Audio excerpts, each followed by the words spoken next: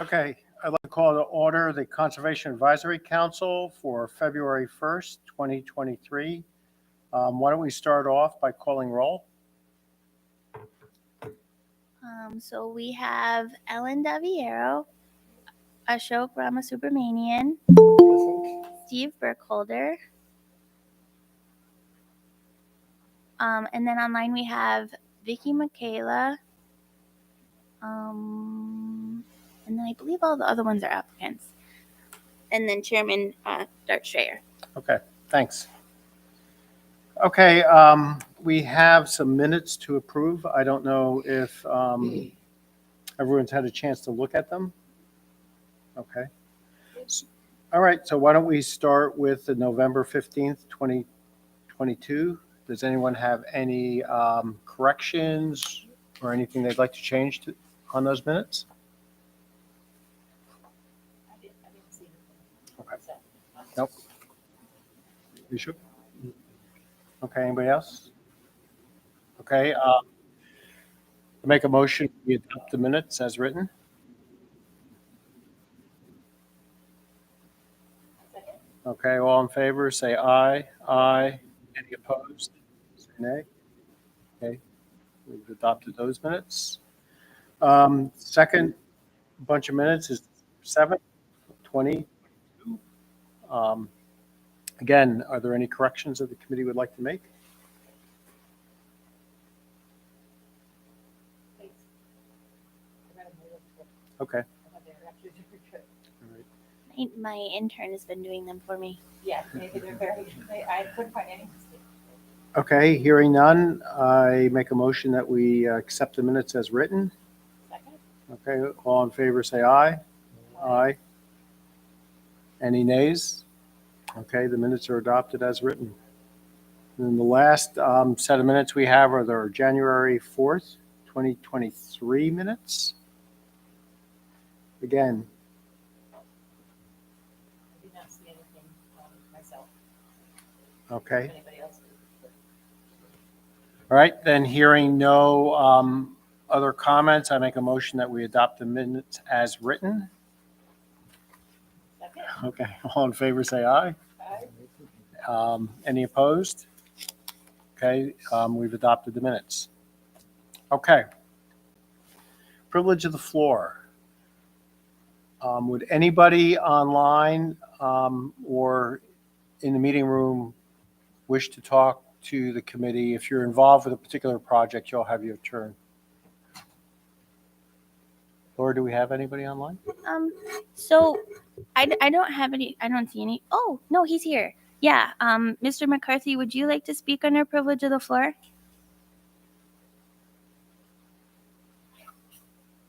Yeah, just briefly. I know in the last meeting this group had, there was questions about the the sentiment of the public on the Mohawk Golf Course project, and I just wanted to point out, I don't know if the committee is aware, but at last week's planning board meeting, there was probably, I would estimate, about 30 people who spoke up against the proposed development on the Mohawk Golf Course. And there was a petition submitted, I believe, to you, Laura, of close to 100 signatures against the proposed development. I think, the general sentiment from the neighboring, from the neighborhood surrounding the course is against the development, and in particularly against putting the traffic into the Ruffner Road or Country Club Estates neighborhoods, as opposed to, the course itself bearing that burden. Hi, Mr. McCarthy. Could you tell me a little bit about tell us a little bit about the nature of the petition that was submitted? I think it was just neighbors gathering, signatures by canvassing mostly Ruffner Road, and speaking out against the development. I don't think there were a lot of specific details in the petition. I think the traffic concerns are definitely one, but there's also concerns expressed around, some of the infrastructure, the town's ability to handle it. We've heard comments about sewer capacity. We've heard comments about school capacity and kids in the Rosendale district actually getting shipped to other elementary schools. I think those are that, and the loss of the environmental impacts were probably the key things identified. Yeah, sure. But I'm sure Laura can share that with this committee as well. Yep. So I can share the petition as well as the comments that were made before the planning board. I brought it up on my computer. Essentially, it says, "We, the following residents, object strongly to the Mohawk Golf Club's proposed use of the 15 acres for residential units with an egress onto Ruffner Road. Some of us are directly adjacent, others across the street. Either way, we're all neighbors, and we will bear the burden of the safety hazards this will create and the change to the character of our neighborhood. In short, our quality of life in the neighborhood will be negatively affected in an extreme way if the development is allowed to go forward as planned." And then it has a variety of, I'll have to share it with you. It's actually pretty long. It has a variety of things that they're specifically objecting to, and then signatures. If you can take the body of the petition and just send it to the committee, Mhm. we don't need to see the signatures. But Yeah, just- that's fine. Just the text, that would be really good. And I would encourage people to look at the video of the planning board meeting. It's very easy to do. You can just go straight to the privilege of the floor, and you can actually get through a planning board meeting pretty quick if you're choosy at what you want to listen to and skip the rest.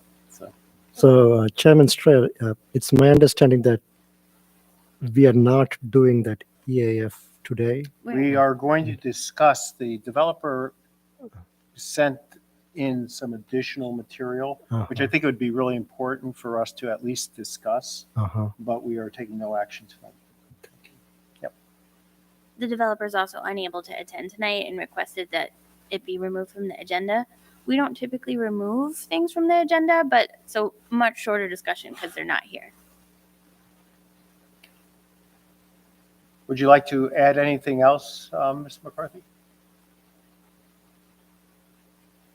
No, I think that was it. Okay, could you just state your address for the record, your name and address for the record? Michael McCarthy, 1237 Ruffner Road. Okay, great. Thank you for your input. It's, we always encourage people to come and speak at privilege of the floor. That way we know what the community's thinking. So thank you for coming. Okay, why don't we start with the EAFs? And what I'd like to do is I'd like to do this a little bit out of order. So we have 3 projects here. Let's do the East Street one first, and then we'll do the Posinelli, and then we'll come back to the State Street, if that's okay. Okay. So first one we'll look at is EAF 2023-02, 31 East Street, and they want a use variance. And this is down on East Street by the circle of the Rexford Bridge. It is by the bike trail. If you go down at East Street, there is sort of a parking lot for the bike trail, and the building is off to the left as you you're facing the bike trail. There's a building there, and currently there's storage. It's currently owned by a concrete outfit, and they have forms back there, concrete forms behind the area. And the current owner would like to sell the property. They have an interested buyer, and that buyer would like to make modifications to the building. And because it's zoned R80, it's a non-conforming use in that area, so it requires it to go to the ZBA, and we need to make a recommendation on that. Just for the record, most of the houses and in that area are all non-conforming uses. Okay. In The other- regards to the area and sort of the bulk zoning. Yeah. And the other thing that's significant about this area is they don't have any sewers. So everybody's on septic. So we don't have anybody representing them today. No, she's here. Oh, Yeah, Janet, do you want to speak to your project? Certainly, thank you. Yes, and the variance we're looking for is not really to alter the outside of the building. What we're trying to do is put a small office and a bathroom on the inside of the building. The only thing that would change on the outside of the building, well, to the grounds, would be to put more green area between where the building is and the house next door, and obviously to clean up the outside. We have a concrete company and a spray foam insulation business. So all of that would be contained to the inside of the building. We don't do a walk-in business. It would strictly be used for a salesman that would be on site to pick up what he needed from his phone calls to go out and do what he does. We have an estimator that would be there in the building who would be answering calls for our main office, which is up in Warrensburg, New York. We would also, at some point, have a girl that would probably work part-time there.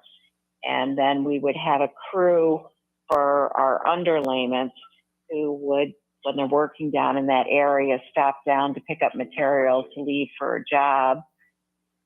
And that's really all the people I can think of that would come and go from that area. It's not a sales site. And we're looking to clean up the property. I do have in the packet that I sent down to what our building looks like now in our Warrensburg office. We're into the green. Obviously, we must be if we're using spray foam insulation. And it's to make the building look better, look nice, because that's our whole goal. so you'd be applying a different finish to the exterior of the building, is that? That's not going to be our first business. Somebody hit the back of the building, so we would have to fix that. Okay. There is no water to the building, so we'd have to dig and furnish water. And we've got an engineer that's going to come over and design a septic system for us. So those would be the first priorities. Sorry, I'm Um, having kind of a hard time, but I did send you the updated use variance packet tonight, and I'll try and get up on the screen, but it has pictures of what she's talking about. Yeah. I'm familiar with the site. I was not familiar with the damage. Oh, okay. I just have a couple follow-on questions. Will there be any fabrication in the building at all as far as the crew putting together any materials or stuff? No, Okay. So it's we're dry material. Okay. It And has to, we're self-leveling, so they actually do it on site. I see. And are there any hazardous materials or chemicals that will be stored on site? No. Spray foam isn't hazardous unless it's mixed together, and that's on site. Okay. Hi, this is Ellen. I just wanted to ask a couple of questions. How many trucks do you think would be parked there, and how and how many besides the salesperson, the three people that you mentioned, and the crews? Can you just speak to the number of trucks that might be there and the number and what entails a crew, I guess? 'Cause it's, Okay, we would have one truck and trailer there that would be our spray foam crew that would load up and leave from the servicing the Albany area down around there. Our main crews would leave from up in the Warrensburg area. Then the underlayment crew, most of their material, dry material, would be stored down there. So that would be one truck and trailer that would go down there, load up and leave. but stored, truck and trailer stored down there would be one truck, one trailer. And in the packets down there, there's a picture of what our truck and trailer looks like. And then on premises, there would be one car definitely all day, because that would be the estimator. And then there would be a salesman that would be in and out. And if we hired a girl, that would probably be half the day. There would be another car there. Okay, so in your estimation, it would just be one, possibly 2 trucks leaving from there and returning back there per Yes, per- but per day. left overnight, there would be one truck and trailer. Yeah, no, I was just wondering how many people would be accessing that road, besides the 3 people that would be working in the office. I was just curious how many people or how many trucks would be going in and out, because it's a very narrow road Oh, yes. and it has. Yeah, and I just wanted to. that was one. Oh, go ahead. That was one of our concerns, is we had to look at it to make sure truck and trailer. These aren't like truck and trailers that deliver. Not like tractor trailers. Yeah, I saw the size of the truck. What I guess I didn't include I'm the trailer part. I didn't notice, so I'm gonna go right now and look at that the length of the trailer. I just wanted to know, like, a crew, is it 5 guys or 2 guys? And The spray foam crews that would be down there, there's 2 guys, the sprayer and his helper. And the underlayment guys that come and go, there's usually probably 4. and they'd all be coming in one truck, right? Yeah. Okay, so there'd be one. Okay, so sorry, I'm just trying to get a No, it's fine. for how many people would be coming into that area, per day on that road, like, so it'd be a morning drop off, it'd be a morning load up and an evening drop off. There would be morning load up, but they're taking the material to use, so there would be no drop off of the material. Okay, Not for the underlayments. For the spray foam, there might be. But they'd be dropping off the truck and trailer anyways. So Janet, in your packet that you sent, Mm-hmm. a picture of a white truck with kind of like a camper kind of back. And it's Yeah. the Northeast Spray Foam Truck and Trailer. Is that as big as those trucks get? Yes, and the trailer fits into the back of the bed of that truck. The gooseneck. They're kind of like F-350s or something like Okay. that. Yeah. Yeah. Exactly what they are.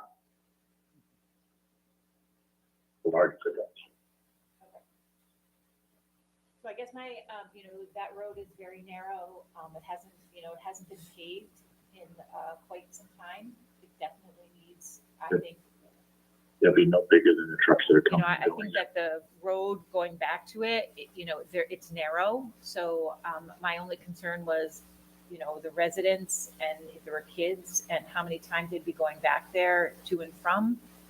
And those are not just my concerns. And some of the, It's only morning and night. and then, and some of the potholes, so, but seems a small amount. So those were mostly my concerns having driven it today. Yeah, Ashok, do you have any questions or concerns about this project? No? I think, no? Okay. I think from my perspective, there were a couple things. I was concerned about the outdoor storage, and if we can clean that up, because it is right by the bike trail, that would be a definite benefit to the area. And then the other question I had was the sanitary connection, and I assume you're going to have to get a perk test and all that sort of stuff. Is that- Oh, yeah. Yeah. Oh, yeah. A septic. Yeah, and it doesn't seem like it's going to be a high use septic if you only have a couple people there. So I don't think it will create a problem for the residents as far as that.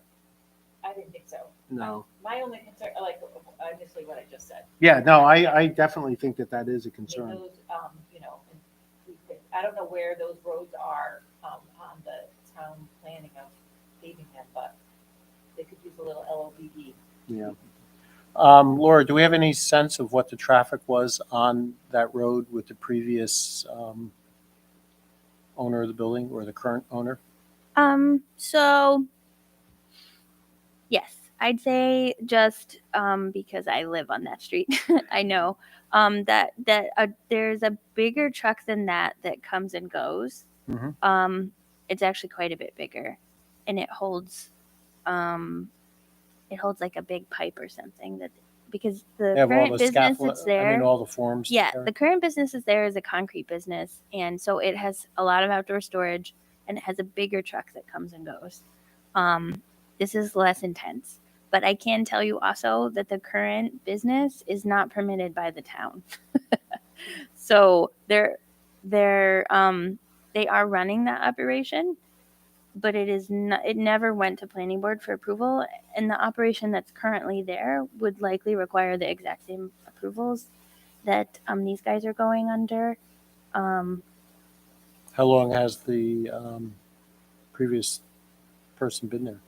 so I know that we started enforcement on them prior to COVID, but COVID happened and then really nothing, like we weren't doing major enforcement for 2.5 years, partly because of the directive from the governor and partly because everything that was going on in our office. It's been a while. But they were there. Were they there for years before we started enforcing? So you know know the history behind that. Well, actually, the reason that it came to the attention of the town was we've never gotten a complaint about it, interestingly, except when they had a big fuel tank that they installed on the outside of the building. They're directly adjacent to a parking lot to the Mohawk Hudson Bike Hike Yep. Trail, and someone noticed a giant fuel tank that went up right next to the entrance to the Mohawk Hudson Bike Hike Trail. And I would say that was the kind of from the start of that, the town took notice that there was something happening there that wasn't just indoor storage. Mm-hmm. But I don't know how long it was there from before. And this was a town-built building at one point? So If I believe the that, if town- I understand the narrative? the town owned it. I'm not exactly sure who built it. For sure, the town owned it at one point. At one point, the fire district owned it. In both cases, it was dry storage, and they had trucks. So the town had like a salt truck. The fire station, I believe, had some kind of a satellite fire truck, and so it had been owned by both public or semi-public organizations for some time. But when they consolidated and they weren't using them anymore, this one and also the building across from River's Ledge, which Archer Mattia lives in Mhm. now, same deal. It was actually the exact same thing. Both owned by the town, both owned by the fire department, both only interior dry storage of trucks. And then they both got sold. I don't know if you guys are familiar with the one that's right across from River's Ledge. That one recently, different zoning, but recently was allowed to be a mixed-use building with a sort of an apartment on top of I that remember business. yeah. Yeah, so that one has essentially been converted to half residence, half he does like restoration work. And then this one has changed hands a couple times since the town owned it. There was a right-of-way taking when the DOT went in to put the bridge because East Street used to connect directly onto Balltown Road. Mhm. And then when DOT did the bridge, they made it into a cul-de-sac. And I know it was a different owner when DOT did that, for sure. Then the current owner right now. Than the current owner right now, but I'm not sure when it changed hands. The current owner right now is definitely a more intense use than this proposal, but just so you guys understand, it's not actually a permitted use the way that they're using it. But this one is less intense. There's currently quite a few large trucks that drive up and down that road. So I guess I would be in favor of less trucks, of proper permitting, cleanup. Yeah, I think I concur with you on this, Ellen. We have an opportunity to get something that is non-conforming, at least permitted, and we also are going to be able to clean up the surrounding area. It seems like it's a low use How big is the parcel? Or it wasn't clear. Hmm.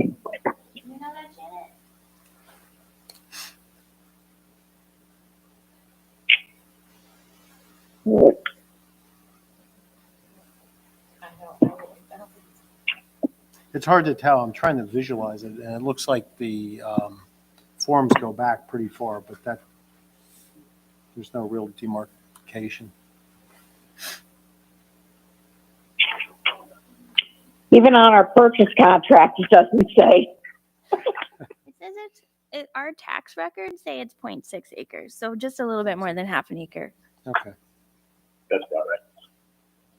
Well, you know, it's kind of funny though. It's sort of like 3 pieces. It might be slightly more than that. Mhm. Maybe. Well, I think if you go ahead. idea that, you know, that it's not gonna, they're not gonna expand, they're not. Yeah. So the current allowable use is dry storage. The reason that they're coming before us is because they're taking an office and bathroom. So essentially, it's a slightly more intense use than what is the recognized allowable use from the town, which was the dry storage. It's definitely less intense than what's occurring there right now, though. I would just say that, you know, I don't want to see the rest of the area, I don't want them to expand in that area. We have no intentions of that. Yeah, I agree with you. That's a good suggestion. I wanted to quickly add something regarding some minor detail on page 2 of the new application, Laura, the one that you sent it to us today. Mhm. It says the only change to the outside is more landscaping with shrubs and flowers. So here in the Conservation Advisory Council, like we always say a standard spiel to every application that comes our way. Ellen, you wanna- Okay.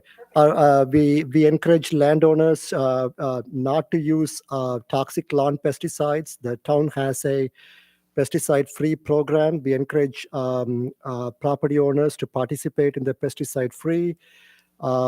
We also encourage landowners to plant local species of flowers and landscaping plants.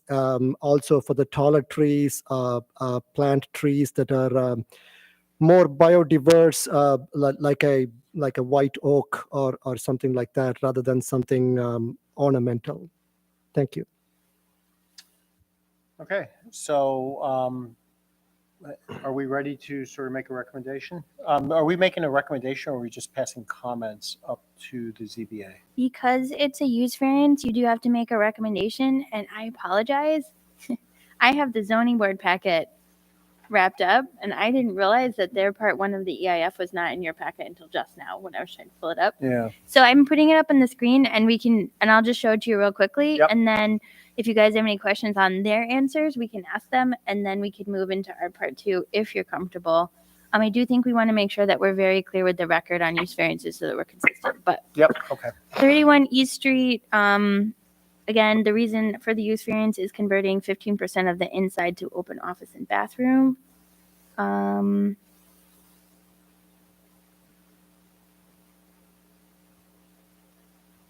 There's not, so all land uses that occur commercial and residential. Is the proposed action permitted under the zoning regulations? No. I don't really know about the answer for consistent with the adopted comprehensive plan. I didn't actually check it before this meeting. I'd have to check. I think the plan for that particular area is to work with the landowners to try to resolve Issues. outstanding violations. It's a very challenging area to work with. So. So is the proposal consistent with the predominant natural landscapes? The applicant indicated yes. No critical environmental area. Will it result in a substantial increase above traffic levels? They have marked yes, but I actually think that's no. Yeah. Any public transportation service available? No. Are there pedestrian and bicycle routes near the site? That's I 100% yes. Yeah. This site is adjacent, like I said, to a parking lot that is an access point to the Mohawk Hudson Bike Hike Trail. As far as energy code requirements, it's not really a new building. They are proposing connecting to an existing private public water supply. They're talking about. Well, I thought they were going to dig a well and. Well, oh, And. well, no, I don't think they could do a well. So I think they would tap into the water line there Oh, okay, then maybe But- I misunderstood that. and just a septic. Yeah, Okay, that's fine. I wouldn't recommend. No sewer line, but water. line. There's no Okay, sewer I in that neighborhood. misunderstood. Yeah. And then the wastewater would be designed by an engineer. Not on the National or State Historic Register for Historic Places. Not indicating any wetlands on the property. Didn't actually mark the habitat. It is adjacent, though. It's really just kind of a deciduous forest. I would just hit forest on that. And then any endangered species, not indicate as no, not located in the 100-year floodplain, not going to create additional stormwater discharge, not going to impound liquids, not adjacent to a closed solid landfill, and then no hazardous waste. So that was what the applicant indicated, and I apologize that was not in your packet. No. Yeah, What? No, it was. I was looking for it. I have it. It's I have it, page but I pulled it up. 67, 66, Oh. 65. Yeah, that's it was all in there. 66, Oh, yeah. good. I felt really bad I about thought that. maybe the text was different.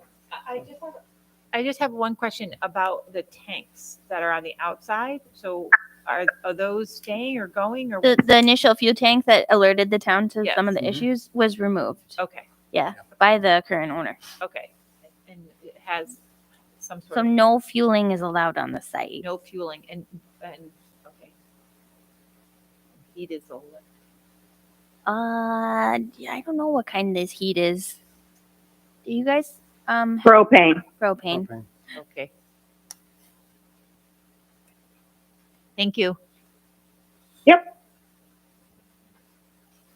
Sorry for going through that. No, that's fine, that's fine.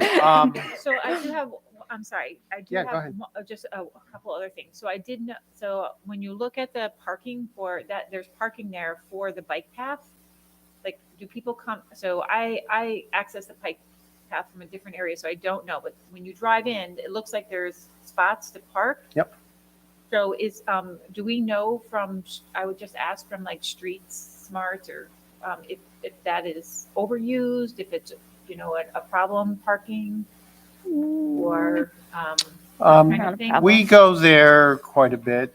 I think there was like 1 or 2 occasions where that area was filled, but there's also another parking lot on the other side of Walltown, Okay. which you can access the bike path there. And then there's also another parking lot down by where the old lock is, by the Rexford Bridge, where you can Yes, park there. true. So, and there's walking access to that. So while it's preferable to park right next to the bike path, there are other options. And I don't think we've ever gone down there and not found a parking space. Yeah. I think I pulled it up on an aerial.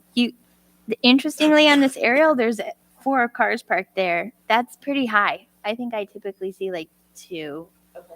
Hmm. I was just wondering if it was, because the way it's designed, it doesn't optimize parking.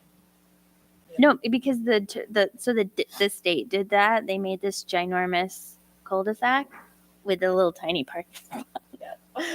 But you can actually even probably, I've never seen them do it, but if this parking lot was full, you could probably even park along this cul-de-sac another car or 2 Okay. carefully, because you wouldn't want to block the emergency access. But there's quite a bit of space. Actually, there's one doing it right here.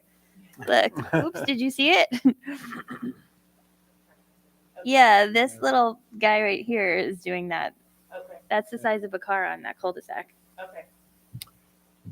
Yeah, and that's a good question, but I don't think it's, I'm just big thinking issue, from yeah. high school days of when they had all the rowing events down. well, I can't speak to the there. rowing. Yeah, I Right, think that, well, that, and I yeah. was just thinking, oh, maybe they could, be so kind as to ask them to maybe park in the parking lot for that event if they're only a Monday through Friday event, so, anyway, just stealing information. Okay, I'm done. Okay, Laura, do you want to go through the Questions? questions? Sorry. Yeah, I have them on a different, but I'm just gonna pull them up here.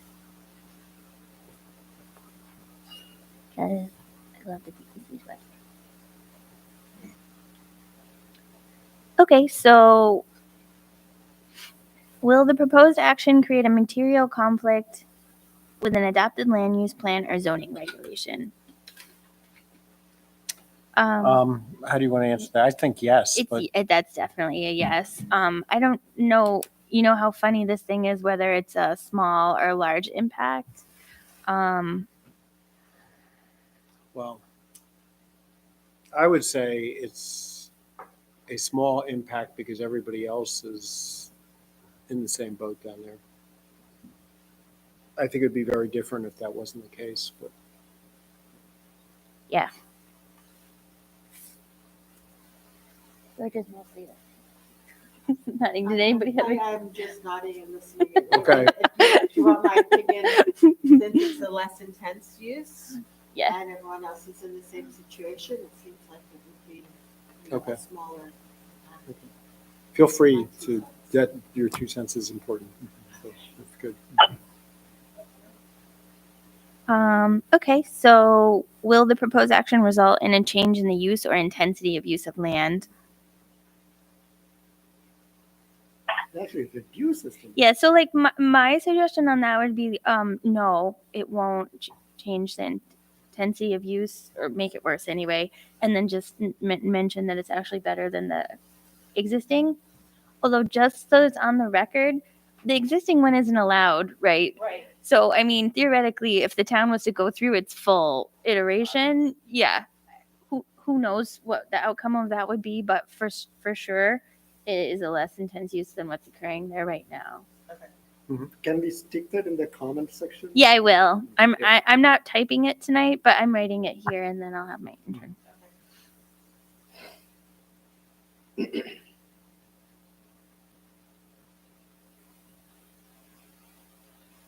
Will the proposed action impair the character or quality of the existing community? No, I do not believe it will impair. Yeah. Yeah. No, I would concur with that. I would say no or small, but I think here it might be good to note that the cleaning up the site is important. Mhm. That the landscaping that's proposed to buffer to the neighbor is important because there hasn't been landscaping buffering the neighbors yet. So, and then that it's important that they're, only proposing to come kind of like really 2 times a day. Yeah, and I guess I would like to see the vehicles if parked in the rear of the building Okay. overnight. I mean, during the day, that's fine, but overnight storage Yeah, so- vehicles. Cleaning up is important. Landscape buffering. Reduced trips and parking in the back.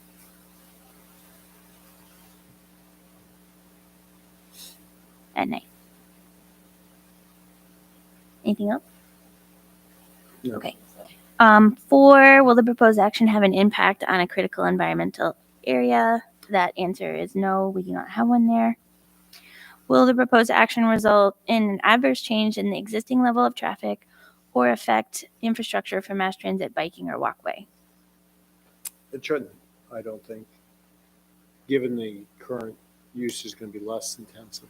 Yeah, I don't think there's a, even if the existing use didn't exist, I mean, 2 trucks is probably Yeah. not, yeah. Mhm. And they're not proposing to change any of the access to the bike path or anything like that. But maybe just making sure that there's kind of like an entrance to the bike path there, making sure that that's maintained and landscaped and looks nice or whatever. Yeah, I mean, landscaping along that parking lot, Mhm. along the property line would be, Just Nice. lovely. that would be nice. Well, I can say though, actually, for whatever reason, between the bike path and this property is a field, and it's pretty well populated with wildflowers. I think Okay. someone put down wildflower seed, So I would say that actually just leaving that patch of field because it grows with wildflowers is probably sufficient. Okay, no, Yeah. you live there, so Yeah. that's fine. Well, I live near. Near, I didn't mean there. You're familiar with the area. That is actually. I mean, yes. I didn't mean it that way. I Yeah. meant you're probably more. Yeah, I do. familiar with I it. do go to that parking lot a lot, and I can tell you that it does have a lot of wildflowers on the one side of it. So Well, it does wildflowers, let's keep. that's what I what we're saying. mean. Yeah. I would say like just keeping that patch of wildflowers, Yeah. which probably is actually owned by them, Okay. is a good thing. So instead of landscaping along bypath, like sort of like field wildflower patch. Yeah.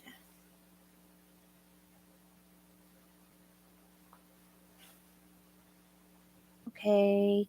Will the proposed action cause an increase in the use of energy, or does it fail to incorporate reasonable available energy conservation and renewable energy opportunities? No. We're going to have heat pumps and spray foam. Okay, well, yeah. And so it improves it. Yeah. Will the proposed action impact existing public-private water supplies or public-private wastewater treatment utilities? No, I think the use is small enough that it's not good. One unit doesn't typically trigger that. Will the proposed action impair the character, or quality of important historic, archaeological, architectural, or aesthetic resources? I don't think it does, actually. Yeah, I don't actually think it is any of those things. I don't No. even think it's an aesthetic resource. It's not. It's not.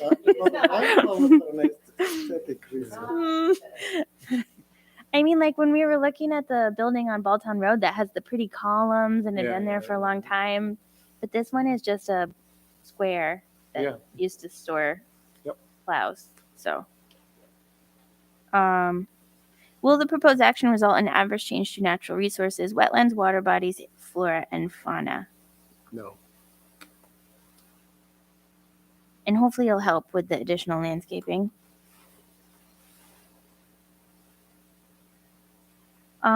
Will the proposed action result in an increase for erosion, flooding, or drainage?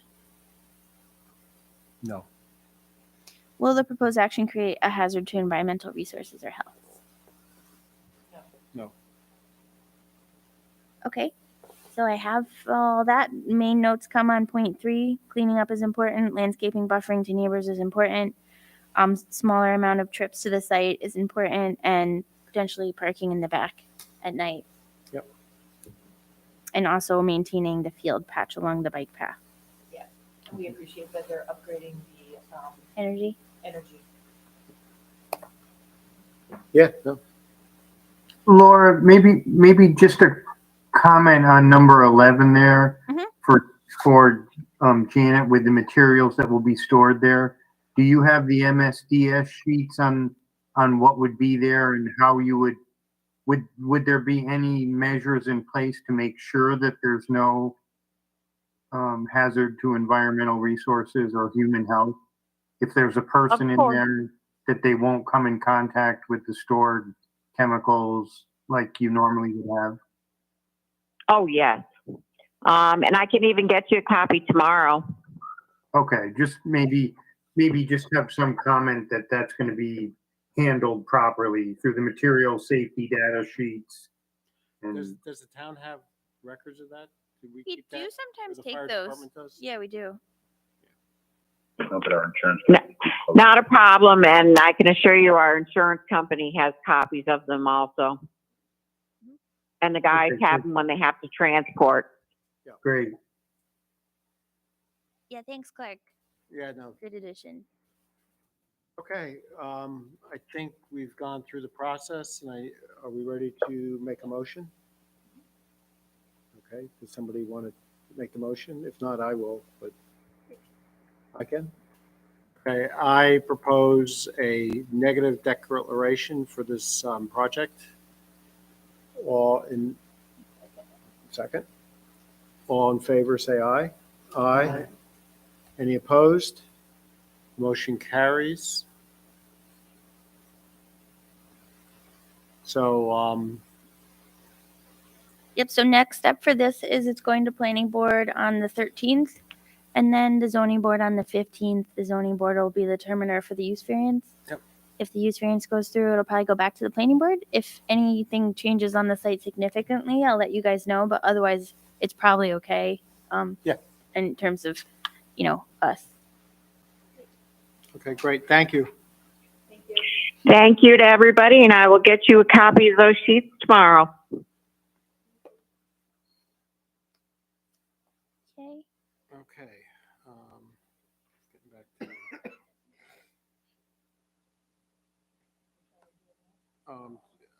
well, I'm trying to get back to my agenda. So, let's do the Pusinelli next because Ashok has a time commitment.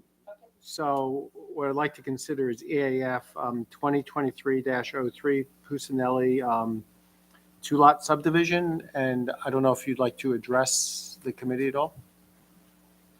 Do you have any questions or need any background information on the property? Yeah, if you could give us just a quick background on what you're trying to accomplish. And Yep. I'll bring up your map here. Hold on. And my brother is online, he's connected, so if we need more detailed information, I haven't been personally involved in this process when he has, but he's out of town, so Okay. if we get into specific questions, we can get him to Mhm. chime in over the line. But anyway, this is a piece of property that our family has owned for about the past 80 years or so. My grandfather was the original owner. My father actually ran a dairy farm on this property. This was pasture land back in the 40s and 50s. Since my grandfather's passing in the 60s, it was subdivided, and each of his children got a piece of it, one of them being my father, and this is that piece. It's part of an overall development called Antonia Park. This is Homestead Place. A lot of the remaining land as part of that original development has either already been developed or sold off and developed in other means. It's part of an original concept and subdivision that was done back in the 60s when the town requested permission to run a sewer line through the property. And as part of that access granted for that sewer line, paper streets were drawn and the sewer line was run across that paper street. And where's the sewer line run on that property right now? I don't know the answer to that question. Okay. It's actually off-site. The sewer line, it runs kind of over where, can you see my cursor? No, I don't see. It comes right down through this Larapa. It Yeah. goes this way. It's very close to this property, but I don't Oh, believe okay. that there's a trunk line that comes right through, but I don't actually, it yeah. doesn't actually touch this property. Okay. Yeah, I was looking for the cursor in the middle of the property. Oh yeah, did you see it? It's like right there. Go ahead. So this is our piece here. Mhm. My father has already since passed, and we're just in the process of trying to just settle the estate and get everything closed out. This was originally planned out to be several building lots. The current proposal is to basically just make it 2 building lots.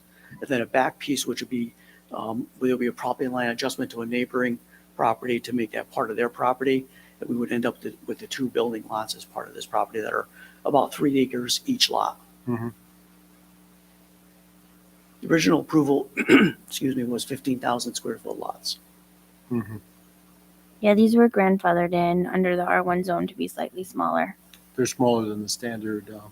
Well, in our zoning code, if he was to subdivide this property to what was allowable, he could go slightly under the R1 zoning. But he's proposing 2 lots at 3 acres each. Yep. Okay. Are there, there's a lot of wet area in there, and maybe I'm thinking of the wrong part of the parcel. No, there is. Is there, are there wetlands on the property at all? There is no wetline. We had it surveyed and there's no wetlands being impacted by that. Okay. So what he's actually saying, because I had to clarify this with Red. Yep. Yeah, is that there's no wetlands within this dotted line of their limits of disturbance. Okay. So if you're in your packet, this very light gray line, but Mhm. we have previous surveys of the property that show a decent amount of wetlands throughout the parcel. they did a survey recently and it shows the footprints for the home. In the wetlands in the have leftmost part of the property, which is in the back half, which is not being touched. Yeah, They're not touched, being yeah. proposed to Mhm. disturb. But I would definitely say that there are wetlands on that property. That whole general area, there's a lot of land. Mhm. Yeah. Mhm. Forgive me for a basic question. When I got the packet, I could not locate it on Google Oh, Maps. Yes, I actually just brought it up for you guys. Hold on. So I'd like to just get a feel for where in Muskegon. I honestly don't know where it is. It's off of Rowell Road. I don't know where that is either. I'll oh, There's two homes across the street that have already been developed. yeah, so hold on. I'm not sure what you mean by Here- across the street. Oh, let me turn the parcels on. Can you guys see? I might have to zoom in a little more. Yeah, zoom in a little bit more. But I just want to kind of give you a sense. Let me turn the lines so that you So very roughly, is it near the river, near the airport? No, like no. where are we talking about? So like right here is the new yeah, Yeah. so Oh, this near is the golf course.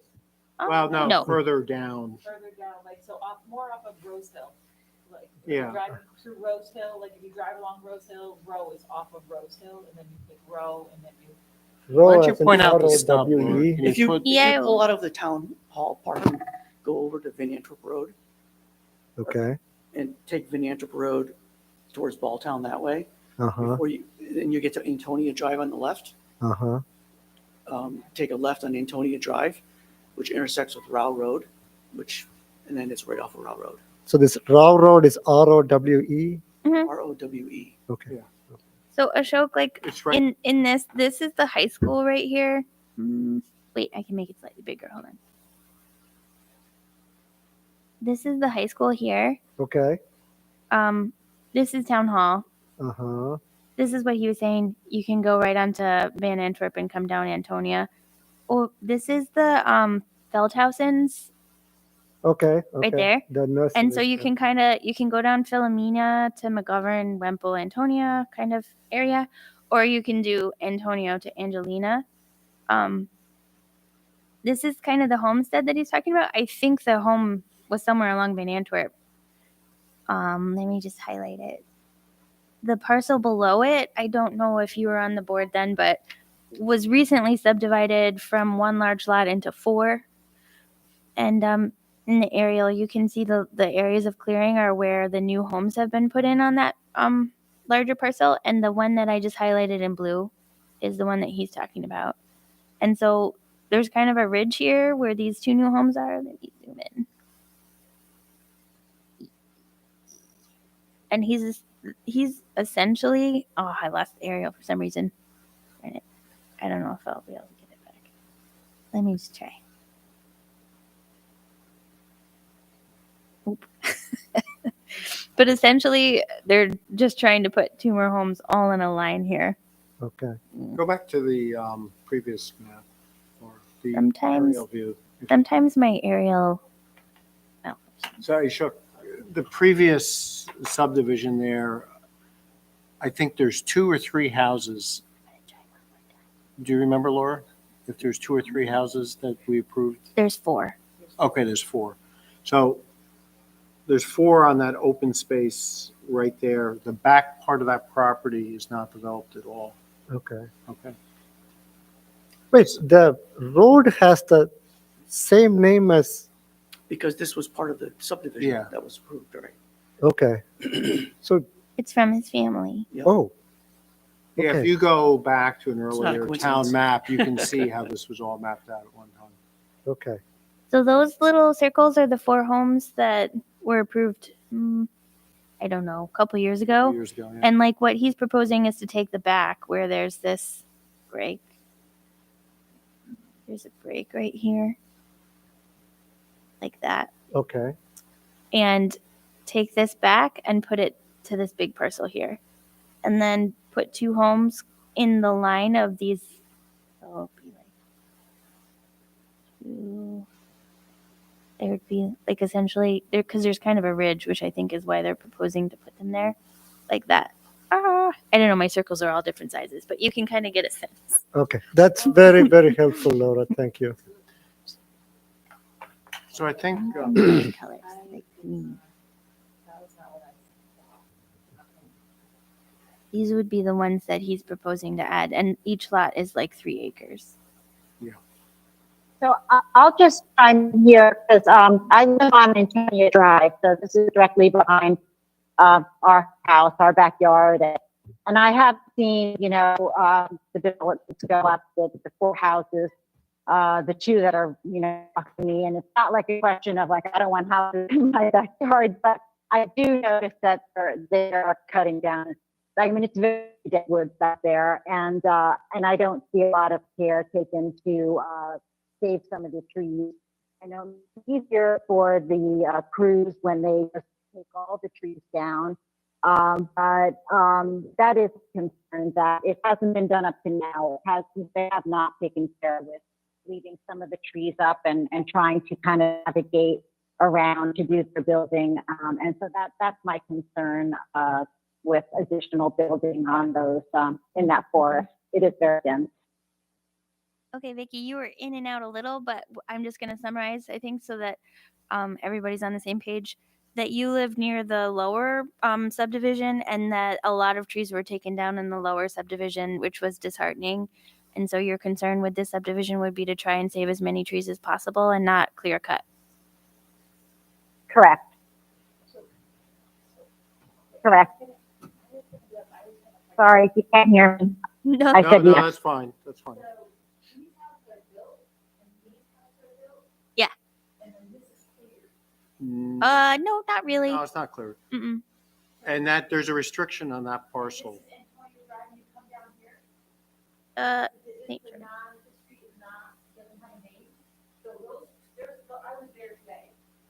Well, there, It's on a You- stub. I mean, if you zoom in, I'm sorry that my aerial keeps disappearing, but if you zoom in, it's cleared a little bit to the left of St. Gerard, but the big, like the main like the bulk of this parcel is not cleared. There's a little bit to the left of St. Gerard, but it's huge. 2 houses in there, but then so from this, like I thought that it was going to go across the street from those 2 houses that were already there. No. It's been, okay, so It's where the green dots are. yeah, I see Yeah. that now. May I ask a question? Mm-hmm. Good. Oh, there you go. Just a quick question. So the 2 parcels that you want to develop, they're each 3 acres. And then the back portion is not being developed and is primarily wetland. Is that correct? Or Well, has wetland? An throughout it? adjacent neighbor has offered to purchase the back piece, so we basically, as Laura described, slicing off that back piece, and the neighbor's gonna do a property line adjustment to make that part of their existing property. So there will be a segment of the 3 acres that will be left for, let's say, suburban landscaping, trees, ornamental trees, grasslands. And then the part that's being taken by the neighbor will remain as it is currently without being clear cut further? Yeah. And between those 2, will the footage or acreage is greater than the acreage of this, that is greater than the 6 acres that are being developed. Is that correct? The So- undeveloped is greater. Just to be clear, we're not gonna develop this ourselves. We're requesting minor subdivision approval. Our intent is to sell off the 2 3-acre lots in the back piece. Okay. On there, I sort of drew a pink line on there. If you can kind of see, Mm-hmm. that pink line is like this part. They're showing their limits of clearing are pretty tight to Polsinelli Drive, and then there's a decent part of the backs of the lots that are remaining undisturbed by this proposal.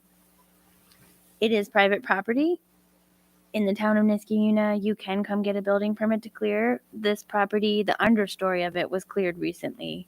I think the bigger trees remain, but there was quite a bit of clearing that was done on this property recently because you can, like in Niskayuna, I mean, we kept them out of the wetlands, but so there is a possibility that if somebody in the future bought this land and they wanted to like make a farm, there isn't really that much restriction to on these any of these acres really to being clear cut. But when we're reviewing subdivision, I think keeping the limits of clearing as tight to the houses as possible helps because it's expensive to remove trees, and once the houses are up, it's a lot harder to remove trees.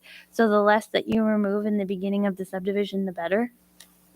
I think that's what we generally go with. We try and keep the tight clearing limits. Don't clear any more than it's necessary for the houses. I do think there's been a variety of proposals for this particular lot over time.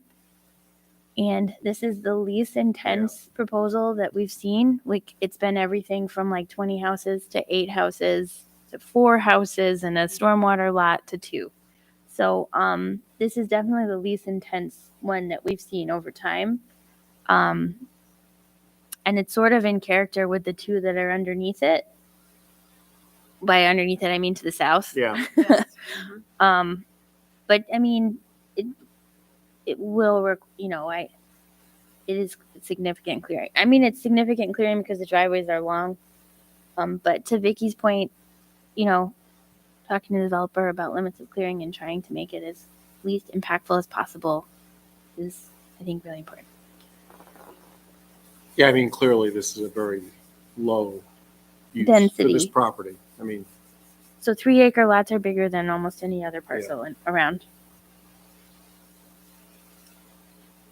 I was clarifying that the proportions are as good as they look on the map, that they're accurate, that the clearing proportionally to the rest of the area is limited.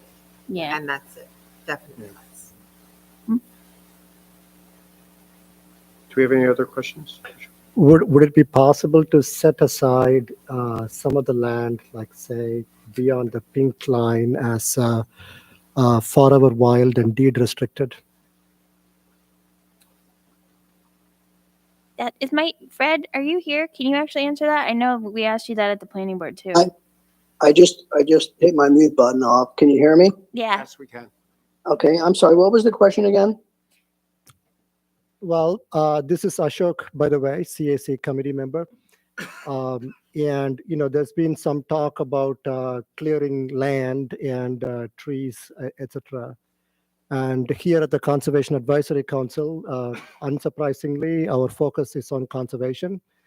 And to the extent possible, we ask developers and any proposed sale to see if some portion of the land can be protected forever by having a deed restriction and stating that that specific part of the parcel will not ever be developed and it will be wild. So my question is, given the presence of the wetlands and then the proposed map you guys provided, showing that like certain sections are not going to be cleared, at least in the current planning iteration, would you be comfortable in setting aside some land as forever wild? So, so the parcel to the west that we are annexing to the neighbor has a restriction on the balance of his property. That whereas if he proposes to do anything with any of that land other than where his 4 houses are, it's himself and his 3 daughters. If he plans on doing anything else on that property, and I think Laura can correct me if I'm wrong, then he has to come in front of you guys and the planning board for whatever plans he may or may not have anytime in the future. So right now, we're annexing it to him. Because it's not a building lot. And he's immediately to the south. And his intent, I think, is just to give him more of a side yard. But I don't want to, so as my brother mentioned earlier, we're just trying to settle this estate. And, it's my job to do the best I can for my siblings. By imposing some kind of a restriction where we're not even going to be owning the land, then, that wouldn't do our state justice. So I'm thinking probably not, but again, if anything were to be done with that parcel by the neighboring owner, it has to come in front of you guys anyway. So it's kind of already, that check and balance is already there.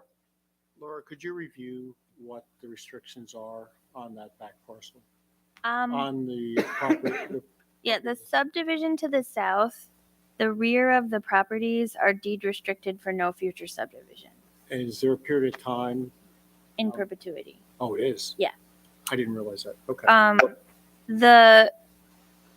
It's basically the property that's kind of directly below this is no further subdivision, but it's not the entire thing.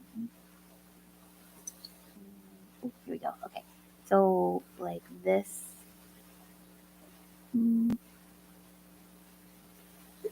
This is like not a great. It was like 9 acres. Oh, I'll just give you a kind of a general consensus. That area there is deed restricted for no further subdivision. What- He does have the ability, although there is some time constraint, to subdivide this side. I thought there was like a, 30-year, I don't remember what the number of years I remember is. there was a discussion about that. No, Correct, but so where there's a deed restriction for no there are similar lot sizes. So they're about 3 acres. Those lots that I just Yeah. covered up with my polygon, they're protected from no further subdivision because theoretically they're large enough that in the future somebody might want to come in and then do a flag lot or something. They can't. They're deed restricted to only ever be 4 lots. The other side where you originally thought the subdivision could be has a time there's a time limit restriction. on Yeah. Because of kind of requirements of the DEC and stormwater, they put a time limit on it because of the area that was cleared. That eventually, if you piece them all together, you really need to have like a SWIP and a stormwater detention pond and all that stuff. He didn't meet that threshold, and so if he comes before the 15-year time frame or whatever, he has to treat all 4 lots plus anything new that he's doing as a single subdivision. So what they were trying to do is, interestingly, and I don't think it's any fault of the property owners that you see in front of you, but Antonio Park subdivision was subdivided very piecemeal with very limited, it was kind of like 4 lots here, chunks of subdivision there. And so I think overall, because of the segmentation, there's not as good a like stormwater system as in some other places. And so when the planning board was reviewing it, they were very concerned that this was going to continue to be piecemeal subdivision. So deed restricted the south and put a time restriction on the remaining subdivision parcels so that if it subdivided earlier, it wouldn't be segmented review. So it is possible that one parcel that you're transferring over could, at some later date, potentially be developed. But I think what we could do here is we could say that we're going to, if we were to allow the subdivision, is to say that we're subdividing it, but these parcels can't be divided again. That way you would keep the density and you would keep the value because you're not proposing to subdivide them again. You're proposing 2 houses. I'm willing to do that as a restriction. The two lots, the 2 3-acre lots, I'm fine with restricting those so they can't be subdivided. Yeah, We have and I no think that intention of- accomplishes our goal here. And I Yeah, think, that's fine. okay, I think that's good then.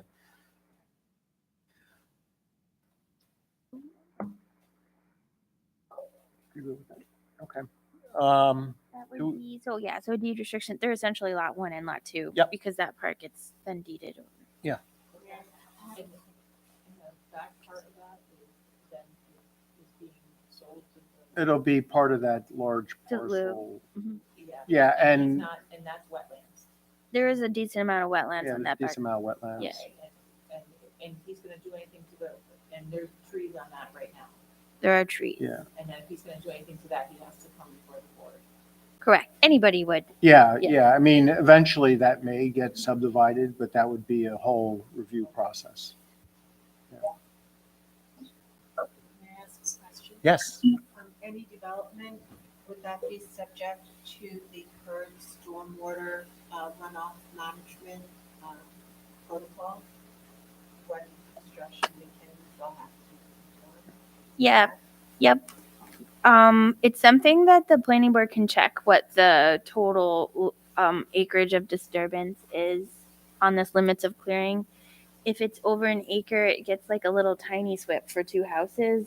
If it's under an acre, they pretty much, it still gets like a soil erosion and sediment control plan, but it becomes more controlled by just individual building permit. So, so they will be subject. It's when I know that Fred is working on doing contours, and when they kind of get the drainage patterns laid out here, you can't see it, but the lot that's to the south that's labeled Mahar in your packets, that lot actually has a rain garden at the front because there's like a ridge that goes through here, and so the drainage does come in some ways, like probably where it's clearing, a majority of the drainage is going to actually head towards Polsinelli. So they may need to do some kind of rain garden or something, and then tie into the stormwater system. It's possible that they will have to, per town code, understand what the drainage is that's coming off the lot, and our code does not allow them to make it worse. So they can only keep it the same or better. So when they add this impervious, they have to figure out what the calculations are for the increased impervious, and then it's like, okay, well, you do need a rain garden, or nope, that's fine. You can just pipe it into the catch basin. Yeah, the use is low intensity, so they shouldn't have a problem meeting that. Yeah, it's a lot easier to do that for 2-3 acre lots. You can direct as much drainage Yeah. as you possibly can to the back, and then whatever you have left is either like a rain garden or it's okay. Yeah, the intensity makes that much easier problem to handle. Good question. Okay. Everybody good? Okay, Laura, do we want to sure. go through the questions? So we're just, I know it's pretty quick turnaround, but on subdivisions, the planning board can't even reach out to the public without a Yep. recommendation from you guys. Right. So, So are we looking for a recommendation or are we looking for a finding? well, your recommendation basically is the final. Okay. But you could ask for it to return when there was more information on like the stormwater and stuff if you wanted. I think, given the load, I don't want to speak for the committee. Well, the wetland issue, Laura, you said there's wetlands all over the place. I have a map that was Yeah. delineated Yeah. from an earlier survey that shows wetlands on the property. What I'm thinking, Ashok, is Mhm. that the wetlands are going to be demarked anyway, Okay. because the town's going to require them. You can't disturb the wetlands. Mm-hmm. So if they were to come back, I mean, it would only be for the drainage. So the question is, do you want to see the drainage? No, I'm okay. But what we could do, Ashok, is in our recommendation state that all of the wetlands need to be delineated and not Yeah. disturbed. Which is, That's fine. State All law. of the wetlands, make it explicit. I- The wetlands if I- need to be- If I could interject, there's we had again, I'm trying to, we're trying to be as efficient as we can be, if that's the right term. And there's a note on the drawings that we had the engineer map any wetlands or survey for wetlands, the area of the parcel that we're disturbing, and there are none. And he's working on contours now and also the water and sewer for our planning board meeting, I believe on February 13th. Fred, when you say that you're disturbing, does that mean to the limits of clearing with the 25-foot buffer? To the wet- It's the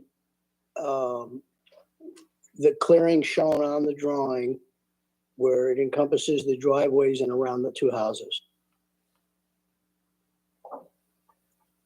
That area is what, we anticipate will be disturbed, for the construction of the homes, and there are no wetlands in that area. And then Laura, would we need an additional 25 feet to any potential wetlands? Oh, that's fine. There's no wetlands anywhere near this. Yeah, we would always have the 25-foot buffer. That's always there. So I think maybe there's like a slight disconnect between what everybody's saying. Ashok was kind of saying we should get a wetland delineation for the entire parcel. I do have a former wetland delineation for the entire parcel.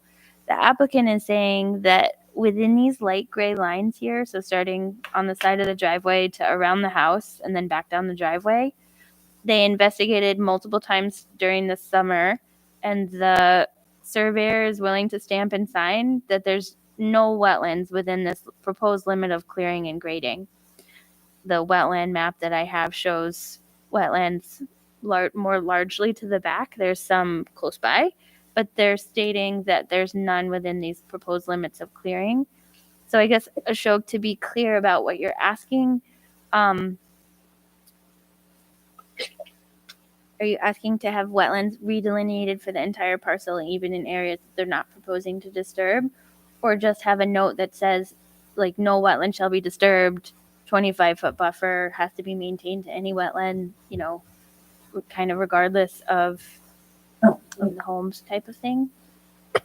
Well, as I understand, there is a permitting process to disturb the wetlands, right? Like it's not like automatically Correct. guaranteed. The Army Corps of Engineers, yes. Yeah, guaranteed protection or anything like that. So my concern is like to protect the wetlands as much as possible at this stage of the transaction. Mhm. All of the wetlands. So this is Fred again, if I may. So the parcel to the south where Laura showed the two houses along Rowell Road, when that was developed and the other parcels, the whole thing was not surveyed. Again, I'm trying to keep costs down for the benefit of, the estate and my heirs.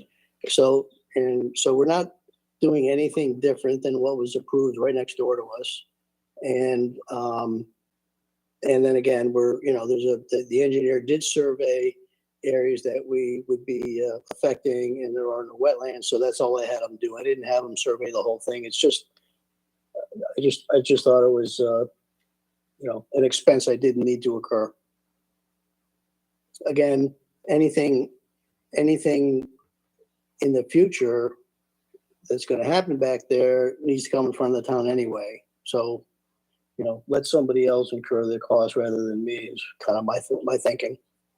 And Laura, where I was just coming from is just making sure that when this is subdivided, there are two buildable lots. So just to make sure that there was no wetlands in that area that would make it so that you couldn't put a house there. As long as we're comfortable that there's no wetlands anywhere near that and they're buildable lots, then that's all I was concerned about. Yeah, I mean, if you basically say that these two lots,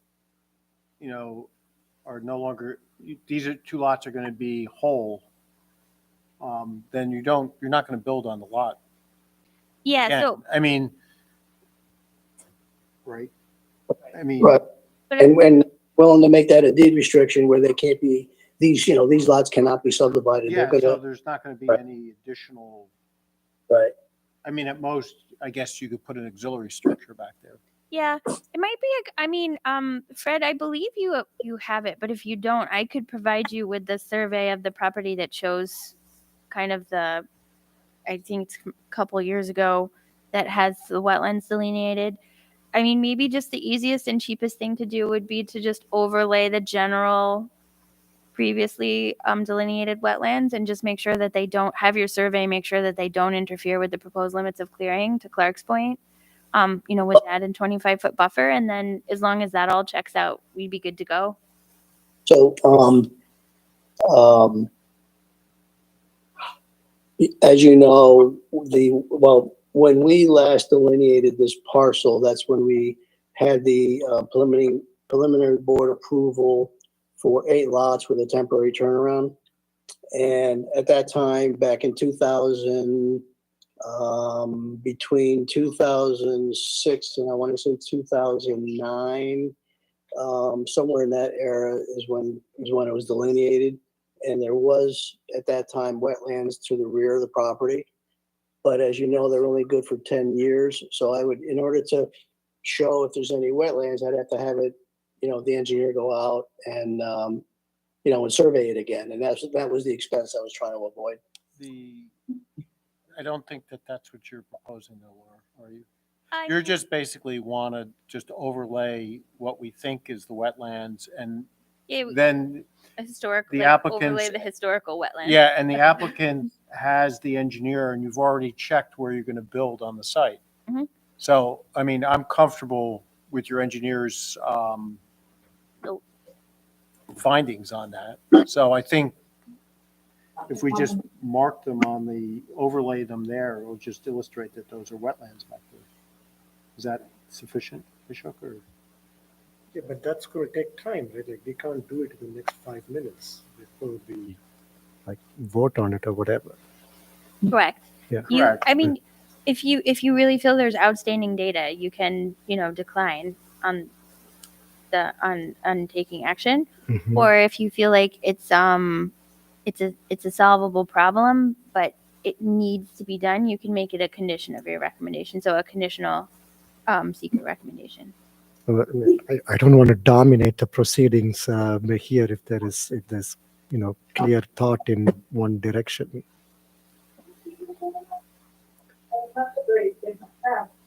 Well, the way I look at this project is that it's a less intensive use.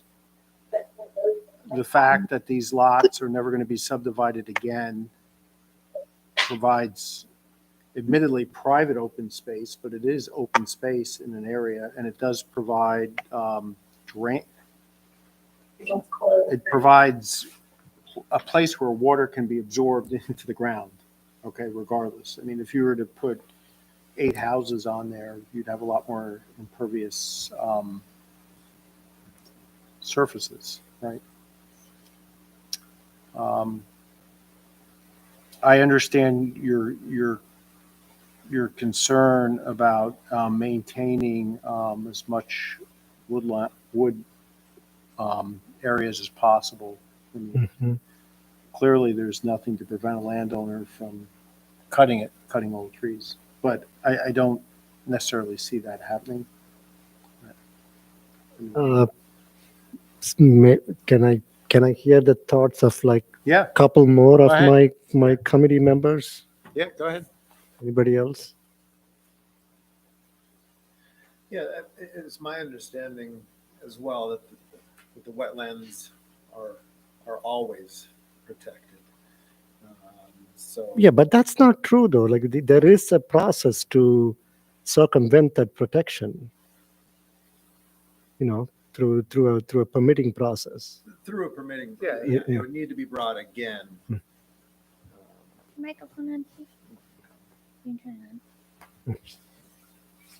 Nobody would be able to hear you. No problem. Yeah, I think that the wetlands are naturally protected, and which is part of this process right here, right now, where there are wetlands, and they've looked for those wetlands and made sure that those regulations are upheld. Okay. And ma'am, I didn't get your name. Georgia. Georgia. I would agree with Steve and with what's been said that the current protections requiring a return to the board prior to Any further development in the back areas where the wetlands are is a protection. I share kind of Vicky's concerned about increased clear cutting, Sure. but there's nothing that really can be done about it since it is private, and going to be private.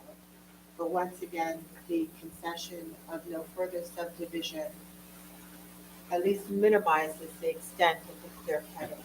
And I think that that was a wonderful concession and considered a benefit to the biodiversity, the company livability, and whatever amount of wildlife is currently in there. Mhm. So I think it's being done responsibly and proportionately.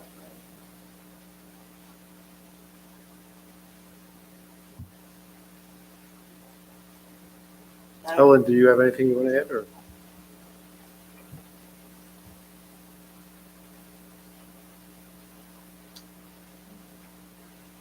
So I'm grateful that they're 3-acre lots. I'm grateful that the amount of area that they're delineating is pretty small. I do share concern for clear cutting, and once it is in private hands, it's very difficult but if they are if it is held in private and there is said wetlands, they do have to come back and before they can clear cut it. So anytime you clear more than 10,000 acres in the town of Niskuna, you have to get a building permit. And How many acres? 10,000 square feet. sorry, 10,000 square Yeah, I was feet. gonna say. We don't have 10,000 square acres. So it's 100 by 100 Okay. if you're clear cutting. Okay. So Which I'm actually, I'm okay with that then. yeah. and- I'm more concerned with the property that is being what the term that was used, transferred. It's a lot, yeah, like a lot line adjustment to, Yeah, The I'm more lower concerned with subdivision. that because I can see what they have previously done, and it is not to the benefit of the neighborhood. I do understand all of that. This is a very unique parcel in our zoning code though, and it could have had like 26 lots on it or more. And it could have actually had roads intersecting it at all points. So although a lot of forest was cleared, a lot more forest could have been cleared under a different proposal. I know I started with ungrateful. That's what I started with. Sorry, I led with that because I am. So I'm good. Okay. It's been a lot though. I mean, there's no question about it. Like I get called fairly regularly from neighbors on that parcel that are frustrated by the clearing, but it could have been a lot more intense than it actually was, which I know is a frustrating thing to hear, but it's been privately owned all this time. It's been a family farm, and it had the ability in our zoning code to be more dense than is allowed for the neighboring property. So Okay, are we ready to? If I may just add a point, we talked about it, going in there and clearing. Just to be clear, was probably not the right word.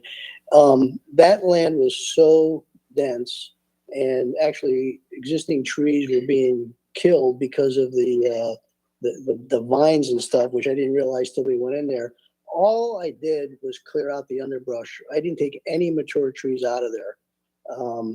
And I think I even left several dead trees, again, that were killed by vines that just, choke trees down. So the clearing that we did recently was really just underbrush, saplings, again, these vines that just overtake everything.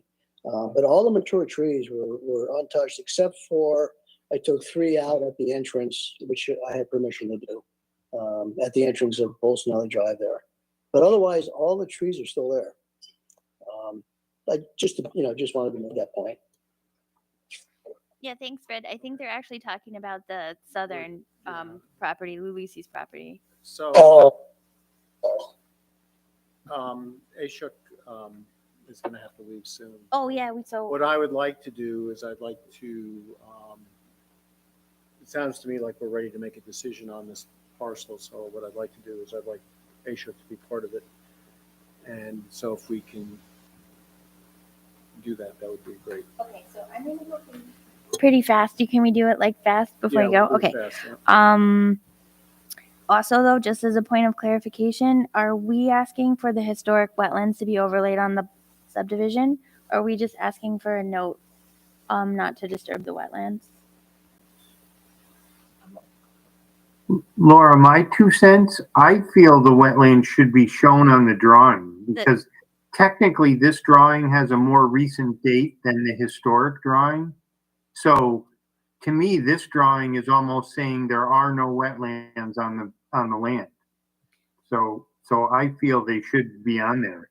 Yeah, I think what the applicant said is there's no wetlands where the cleared area is, right? yeah, but I think what Clark is. I understand that, but the drawing with a more recent date than the older drawing that shows wetlands this drawing shows no wetlands. So it's indicating there's no wetlands on the property. Oh, okay, I misheard what you're saying, Clark. Yeah. Again, it's Fred again. The note that the engineer put on there, I think is pretty specific. It refers to the fact that there's no wetlands in the areas proposed to be disturbed. Because again, that's all I had him survey. Yeah, no number 5. And if I could add, the risk of Okay, overlaying okay. a survey that was done 20 some years ago is that it may be inaccurate now, today. Yes, I think I would understand that if you put the wetlands on there, it would have to be with some kind of note that it was a historic designation and not accurate because 10 years they can change. Yeah. But I think it would at least indicate that there had been there is a presence of wetlands on the property. They may not be delineated for this survey, but they have been delineated in the past.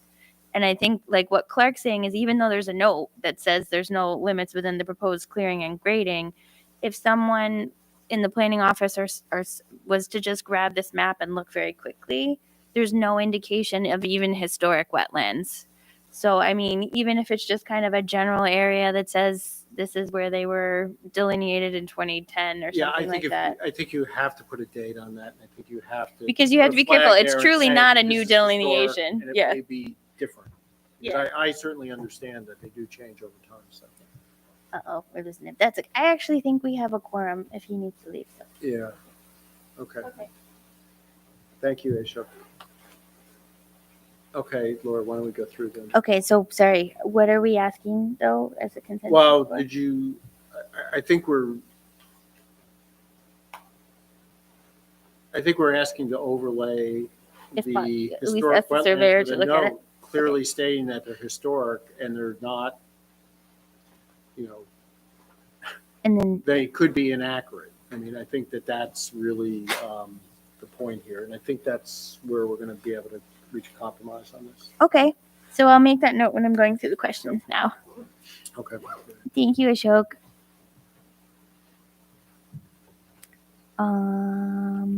Okay.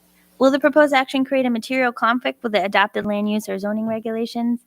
I believe no. I'm going to go through these quickly in this. Okay. 2 lots, I think, is very good in an area that has a lot of drainage issues. So, will the proposed action result in a change in the use or intensity of use of land? I think we typically would say small here because it is taking one large parcel and subdividing it and allowing for a development. So I do like to at least acknowledge that we're losing some open space. Mhm. So like no to small. Well, small. Will the proposed action impair the character or quality of the existing community? I think on here we should put that clear cutting limits of clearing are very important and we would like for them to be strictly adhered to. That's a normal note that we've had before in order to protect the quality of the existing community. Deed restriction for no further subdivision is also important to protect the quality. And we can actually do the wetland kind of note twice, but protecting the wetlands, making sure the buffer is intact to the wetlands, all of those things I think are important for the character and quality of the existing community. Did anybody want to add anything to that one? No, I feel comfortable. I think You're getting really far away from your microphone. I am. Yeah. Sorry. As the night goes, As the night you goes, keep going farther and farther back. Yeah. So Go ahead. I was just going to say, I think we've had a really good discussion about this. I don't know, does anybody else want to add anything? No, I think she hit all the points that we were Yeah, looking to I make. think, yeah. Yeah, I wrote them ahead of time. So no critical environmental area. Will the proposed action result in adverse change in existing level of traffic, biking, walkway? I think that's a no, especially with just the 2 lots. It's very helpful. Will the proposed action cause an increase in the use of energy or fail to incorporate reasonable energy? I know that here we often add our normal notes, and maybe I'll just say them real quickly because Fred and I'm sorry, I forgot your brother's name, but is that we like to see energy efficient practices in the home, and if you can do pesticide free lawns to keep the chemicals out of the neighborhoods and those type of things. What's our other normal one? Try and incorporate renewable energy like solar panels or things into the home if you can. There's no Oh, developer they're here. selling them. They're not building, so. That's right. Well, we could put it in there anyway. Yeah, you can put it Okay. in. Laura, Yeah. Laura, could you put something about the stretch code too that Yeah. Ms. Gibbons adopted? I'll just some standard, even just for the record, for the future owners. Okay. And then will the proposed action impact water and wastewater? He's working on the connections. Yeah. Typically 2 supplies are okay. 2 units. Will the proposed action impair the character or quality of an historic, archaeological, architectural, or aesthetic? Maybe just reiterate less clearing is better. Yeah. Yeah. I think that. Will the proposed action result in an adverse change to natural resources, wetlands, flora and fauna? So 2 things here, and I'll make sure I'm not writing them anymore. So Jack's gonna have to listen very closely to this, but try and overlay the historic wetlands onto the survey if possible, just so that it's an indicator that they have been delineated there in the past. And then to protect the flora and fauna, minimal clearing and protection of the wetlands. And the date. And the date deed of restriction. the. I mean, like you could literally, put it in both places because it's that important. Yeah. And then, did you have another one, Ellen? I just want to make sure that the date of the overlay is cited. Yeah, the surveyor will have to actually look into that because he's the one that's kind of stamping it. So he'll have to figure out how he can do it and be comfortable with his license, I think. But it's something that we can ask. So will the proposed action result in an increase in the erosion, flooding, or drainage problems? I think it's important to note there that we're encouraging the planning board to work through this very closely. Yep. We know that drainage is an issue in the neighborhood, and there's potential need for rain gardens and things like that. So we're just making sure that the planning board will fully engineer that to make sure that it's not any detriment to the community. And then will the proposed action create a hazard to environmental resources or human health? No. Does anybody have anything they want to add to those? Okay, I'll make a motion that the subdivision with the conditions as written receives a negative deck. Second. Okay, all in favor, say aye. Aye. Any opposed? Hearing none, the motion carries. Okay, So this is Fred again. I'd just like to thank everybody and, again, apologize for not being there in person. Unfortunately, I had a death in our family, so I'm out of town. But, well, thank you for being online. Your input was very helpful. thank you. Thank you. My pleasure. So your next meeting is also February 13th for the planning board. Yes, and we'll, my engineer assures me we'll be ready for it. Thank you. Okay, let's move on to the next EAF, and that will be 2023-01, 3900 State Street. Thank you for being patient.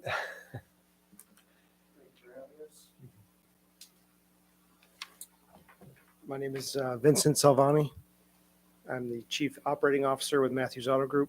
We're here to discuss our project at 17, 25, and 33 South Fagan. 2 existing homes and a vacant lot that we're attempting to turn into additional parking space to expand our dealership Mhm. parking area down South Fagan.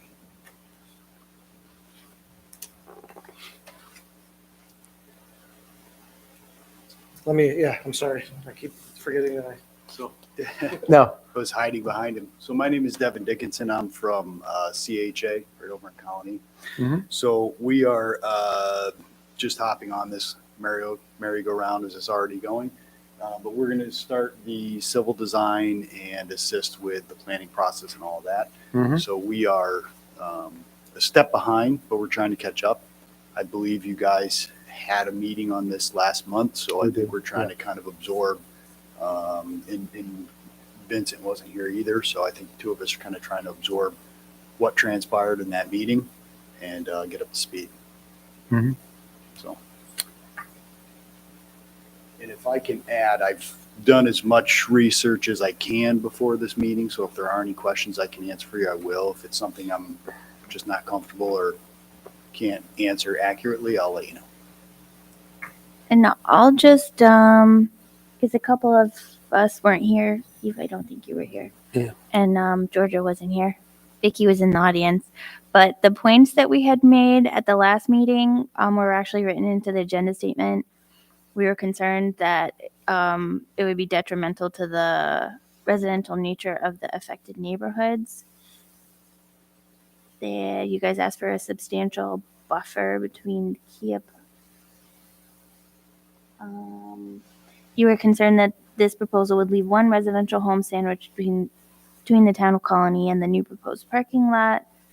Concerned over the loss of green space and negative impact the asphalt could have on the adjacent homes. I think Ashok brought up that he was particularly concerned that the increased pavement could increase the temperatures due to the large amount of asphalt for the directly adjacent properties.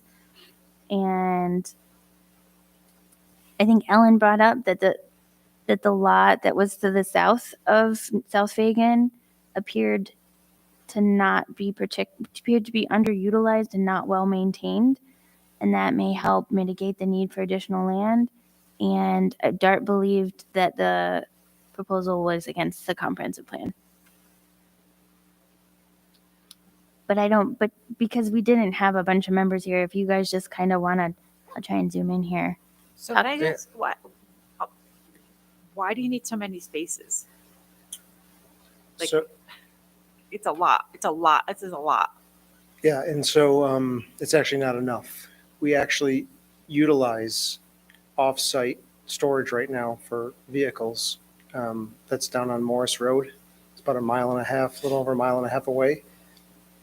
That is a lot that we don't own.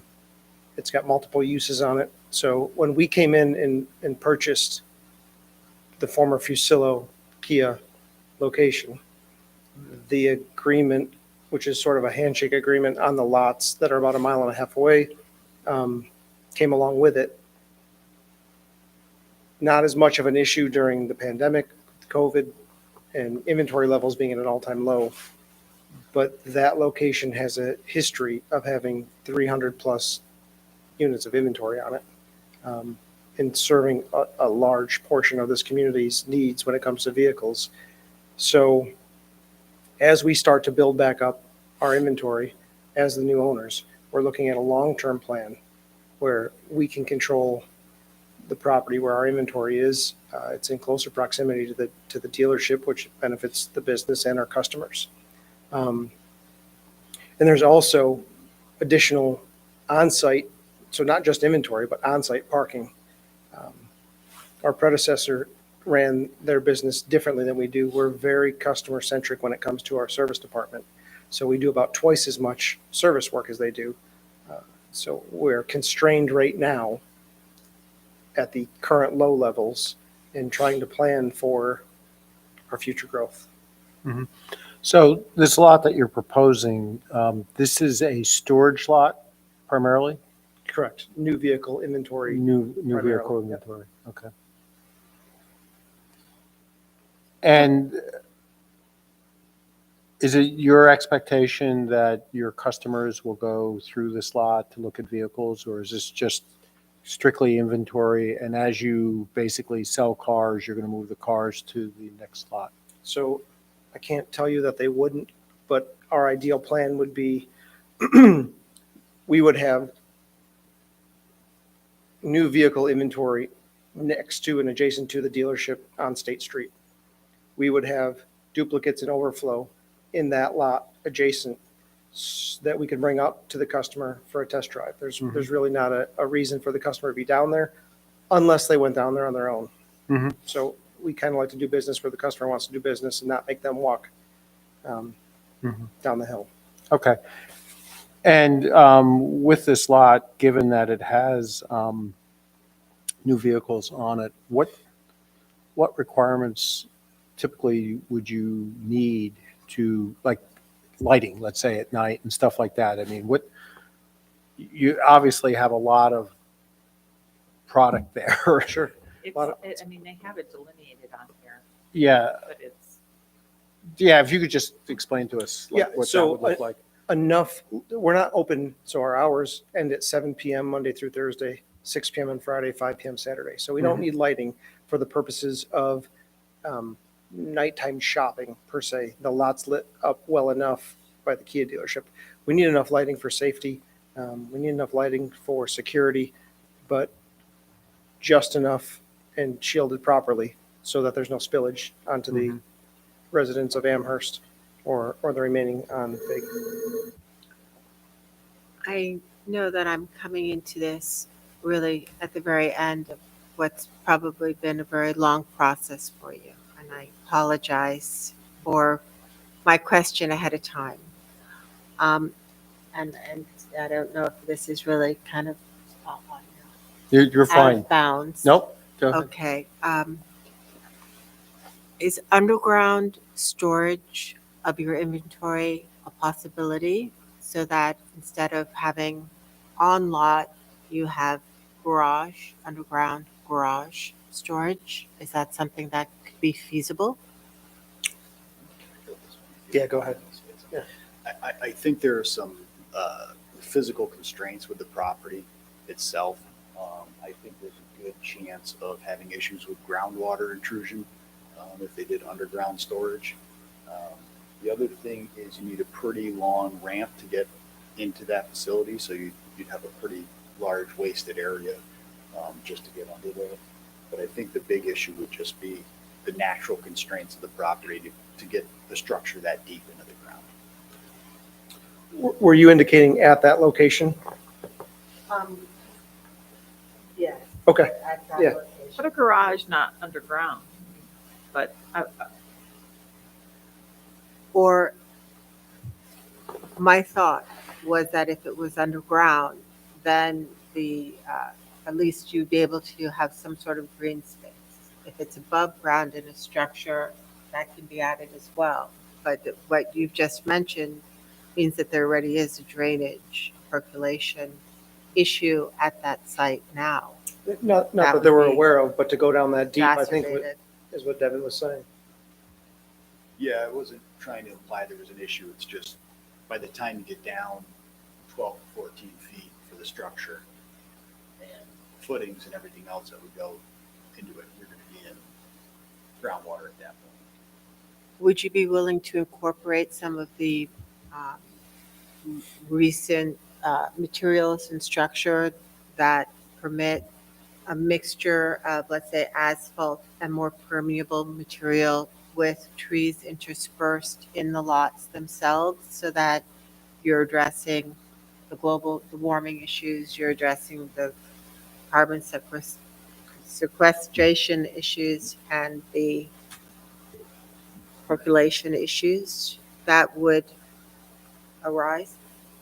I think at this point, there's a lot of things that we need to discuss just because we are coming in at this point. I think the general overall plan, we'd like to keep similar, but I think there's a lot of things that we can do to tweak that plan and build on it to add more of those elements. I think that's good planning. I think it's good for the town.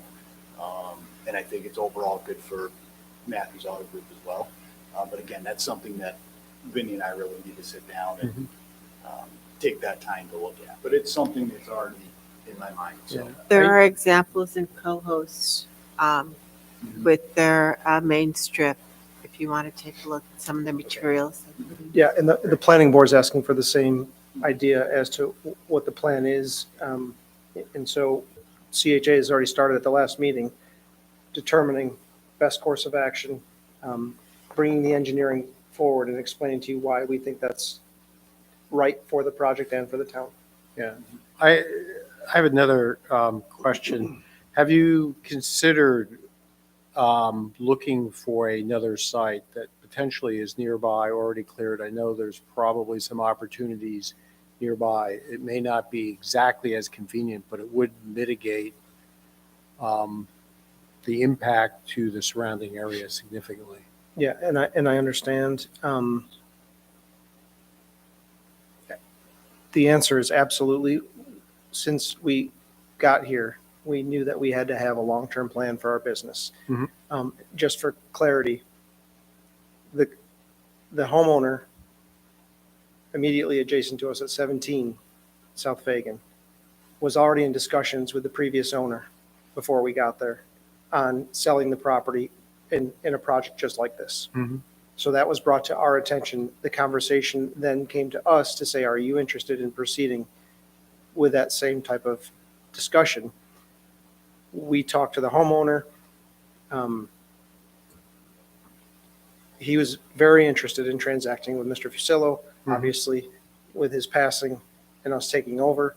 Yep. We picked that up, put together a contingent offer based on approvals for that piece of property. He then told us that the lot next to him was available and that his neighbor was also interested as well.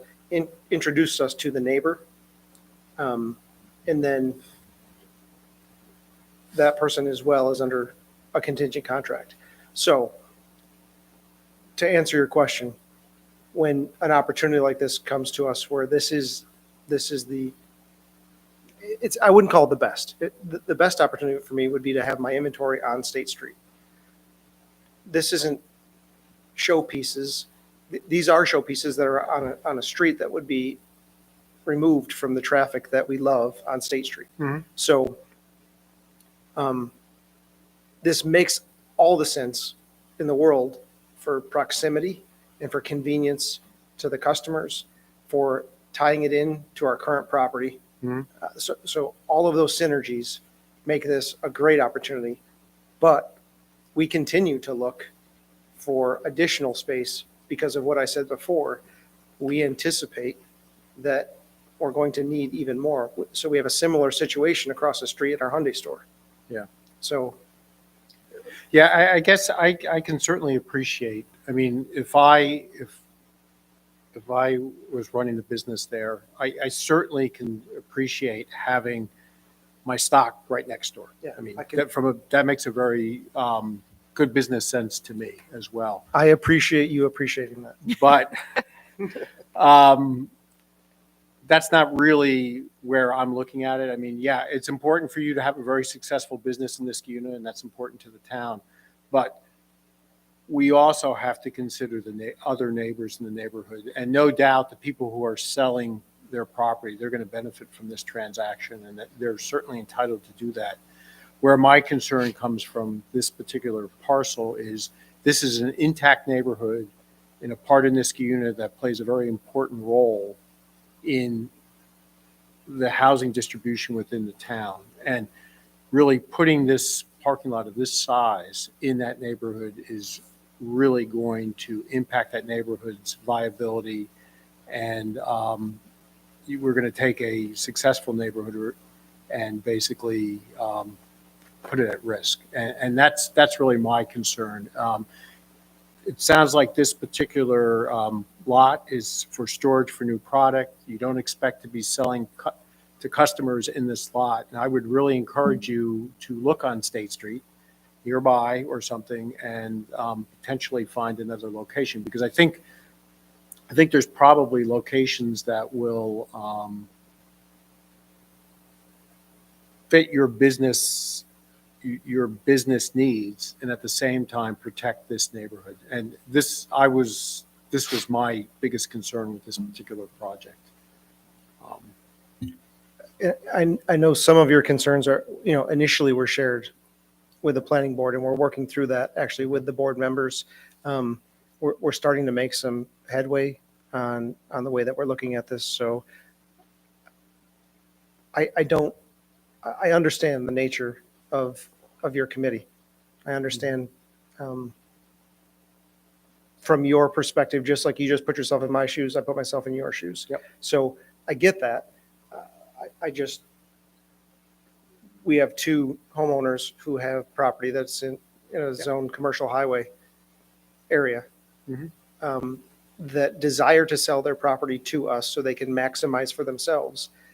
And it works for us as well. So it's a marriage of both sides.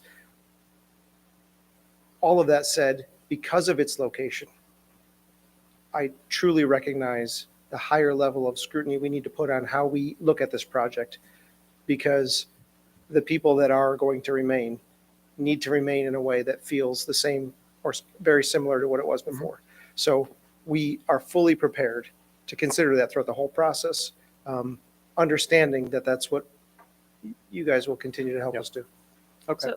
So I just have a couple of questions. So the first one is you can't tell from this, but I believe in the last packet. So that leaves the corner on South Fagan. That leaves the I think it's like it's an apartment sort of on the corner. No, it's a commercial build. It's a business.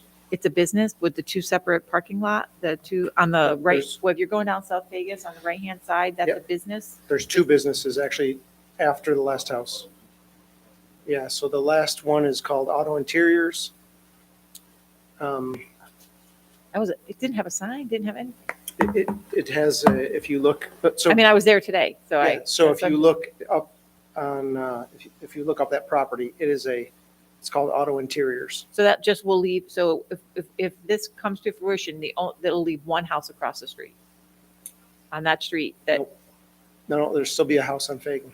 there'll still be one more house on Fagan. So, That last house and then, okay, yeah, so there'd be a, before it let me- hits the intersection. is it okay if I go over to the screen? Yeah, no, go ahead, point it out, that would be helpful. So our dealership is up here. Yep. This is 17. Yep, This is the vacant lot. Yep. This is 33. yeah, This is the residence. yeah, And then this are commercial properties. okay. And then the house across the street. And then this house across the street. Okay. So you're leaving two homes. This one is, Okay.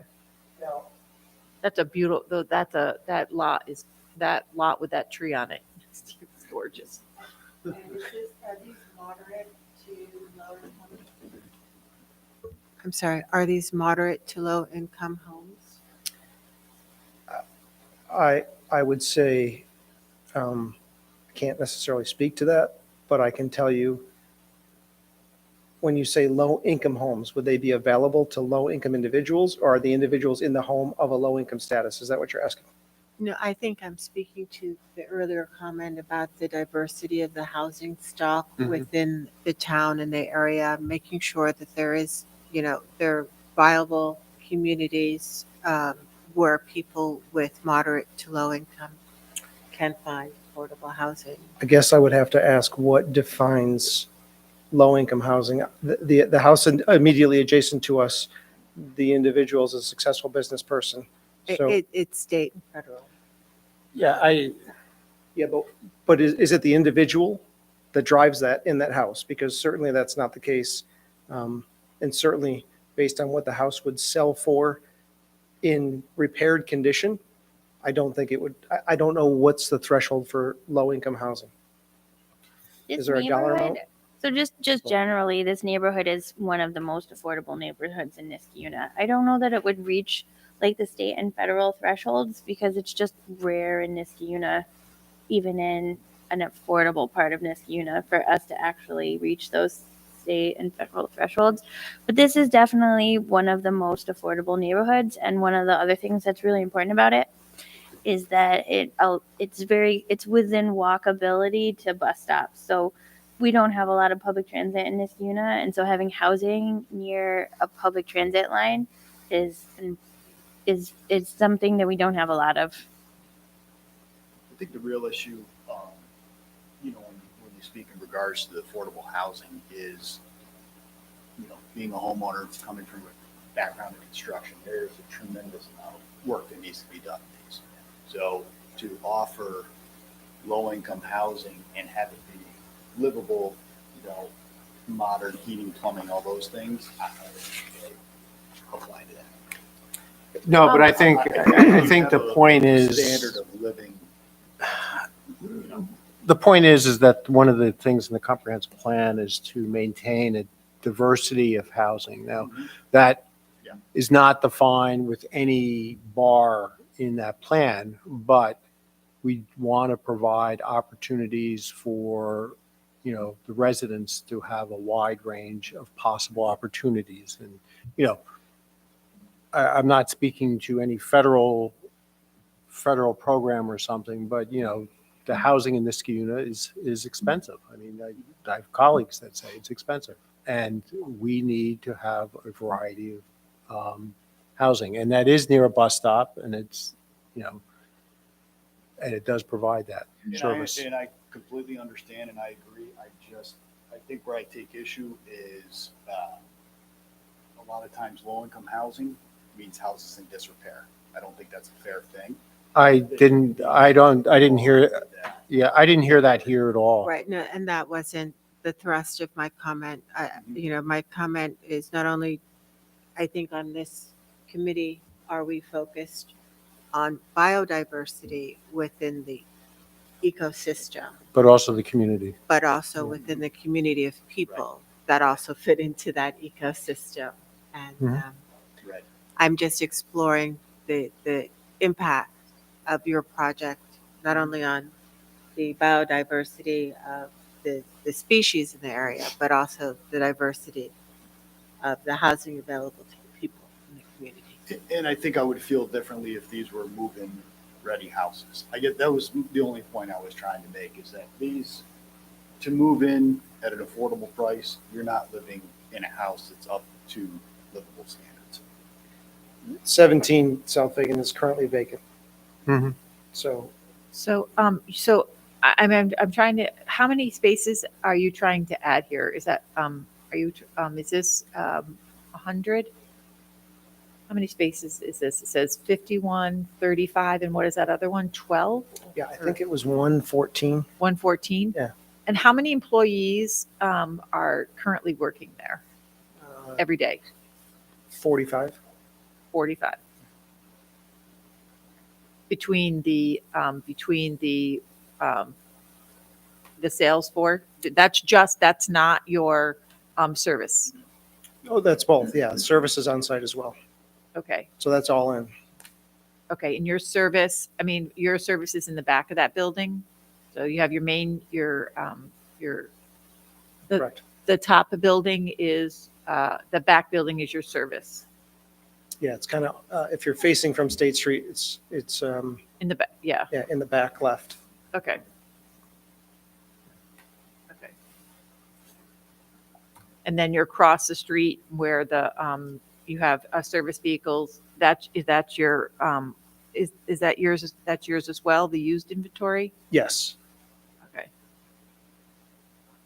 it's currently a reconditioning center. Your reconditioning center. Mhm. Okay.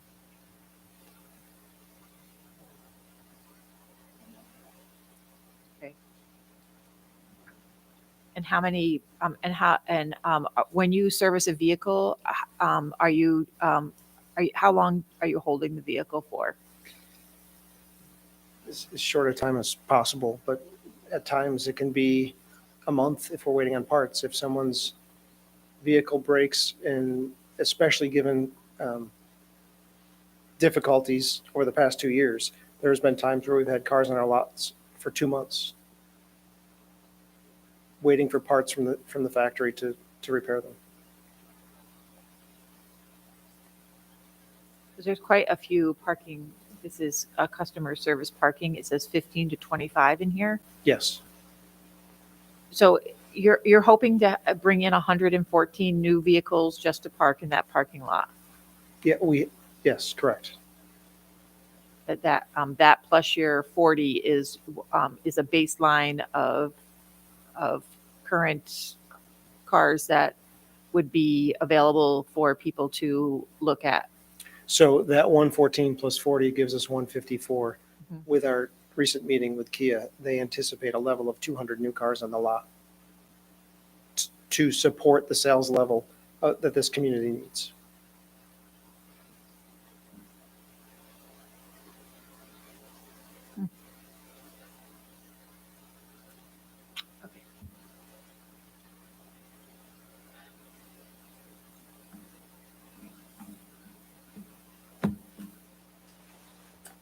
As far as the drainage, you are anticipating underground stormwater? I think at this point, every type of practice is still on the table. Again, like I said, we really need to sit down and take a good look at this overall plan. So you haven't quite figured out your approach then? Not at this point. I've taken a cursory look at it. I'm not sure that the underground infiltration is the best practice to use here. We may incorporate some bioretention, some landscaped, above ground treatment as well. Okay. We're probably going to end up using a mix of treatment. I'd like to help that add to the vegetative buffer. Mhm. There are a lot of things on this that I'd like to take a look at. Again, Okay. like I said, I think the overall idea of the parking is intact, but there are a lot of little things I think we can do to make it a much better plan than we. Yeah, because the water will be an issue here. I agree with you, the water table is very high here. That's something we're gonna have to Yeah. overcome. And I think breaking it into multiple catchment areas helps instead of Mhm. sending everything to one spot and trying to treat it in one spot. Okay. And I guess lastly, I would just really love to see like more organization around the the reconditioning area. Well, I'd also, this is a Google Earth shot from a long time ago, so. No, I know, I was Yeah. there today. Yep, so that's a constantly in motion facility. Cars are going back and forth all day long. But to your point, when we purchased this facility, that lot has potential to help some of the concerns I've already talked to you about. It needs to be squared off. It needs to be cleaned up. The building needs to look like a Matthews building. And the lot needs to be paved and organized. So, Has it been considered to just to take that whole reconditioning someplace else? it does, I'm just asking. not necessarily, no, it has not. Okay. There's not a lot of places that just do reconditioning. Or, Is that reconditioning of people who've returned their cars? yeah, so to clarify, reconditioning is when we take in, so if we sell 150 new cars in a month, we're going to take in 70 to 100 used cars in on trade from that, plus purchasing what we need to for our customers. When we get those vehicles, they're in a condition sometimes that looks like a used car. Reconditioning takes them from that pre-owned, raw, used condition into like new condition. So inside, outside. Yeah. So nothing to do with service. Service is actually done. The mechanical is done at the dealership service department. Then it goes across the street for. Yeah, that's And right. do you sell those cars as part of your business or do you ship them? No, definitely. So Oh, you sell them? Okay. within a certain standard, we do. We have a cutoff at which we wholesale the car, and it's not a Matthews ready vehicle. Okay. But if you've got a car that's 3 or 4 years old with some miles on it, that certainly fits an affordability point for people who don't particularly have the means to buy a new car. Yeah. So, okay. So I know at the planning board they actually discussed, because you had mentioned that you may have to meet the Kia standards to do some pretty significant improvements to the building to make it look beautiful. And there was a thought that you might have to do significant improvements to this building, to the reconditioning building, or even like rebuild the reconditioned building. And I don't know if it was like fully transferred to you, but I think one of the planning board members was asking if you have to touch that building, is it actually possible to move that building onto Fagan and then do most of your car display on State Street? I don't know if that was understood when he was talking to you. But I think that they wanted you, if you were going to be looking at updating the whole site, to really truly look at updating the whole site. And then George and I were just looking, I don't know if it's is an option, like if you were only the first house and then leave the trees, like does that get you a significant improvement without the second house? Because the second, I mean, the first house is really close to the parking lot, and probably if the first house went, it wouldn't be as detrimental to the neighborhood. I think it's when you take all three and you're kind of wiping that whole street out that it really becomes problematic. So have you looked at if you can just do one lot or 1.5 lots and what that would do to help your inventory as an alternative? That is something that I definitely want to look into. I went back and watched the meetings to kind of familiarize myself with it, so I know that time was brought up. So again, that's one of the things that I really want to sit down with Jimmy and look at. One of the concerns I have, because I know they talked about moving the reconditioning building, is that's a use that is going to produce some noise. It's not a Okay, I didn't know that. I wasn't sure about that. You know, parked cars are probably the best scenario in the neighborhood. If it's noisy, then you would want to leave that on. To your point, Laura, I would prefer to do that if we had that space to move, to have my vehicles on State Street. But then the letter that I wrote to all the neighbors on Amherst that told them this is just going to be a quiet storage lot becomes this is going to be an operational function, and I can't commit to the peaceful level that I did promise them. Well, with what Laura was just saying, if you take the front half of the first lot where that first house is and leave the trees there as a buffer, that might reduce some of that noise. Or even put up a noise wall. I don't know, that's an additional expense, but you know. So are you suggesting taking the first house, turning that into the reconditioning center with some noise buffering, and then using the lot across the street for storage? Did I understand that correctly when you were saying buffering? We were saying not moving. Well, as a potential way to reconfigure the site, I think that might get you closer to your goal than you are currently. I'm not going to say that. I'm hearing what you're saying. Yeah. And so ideally, when I'm coming to you and telling you that our plan doesn't get us all the way to where we need to be as a business, to then say, well, can we commit to shrinking that down? That doesn't make sense from a business standpoint. However, as Devin said, there's more than just us involved here.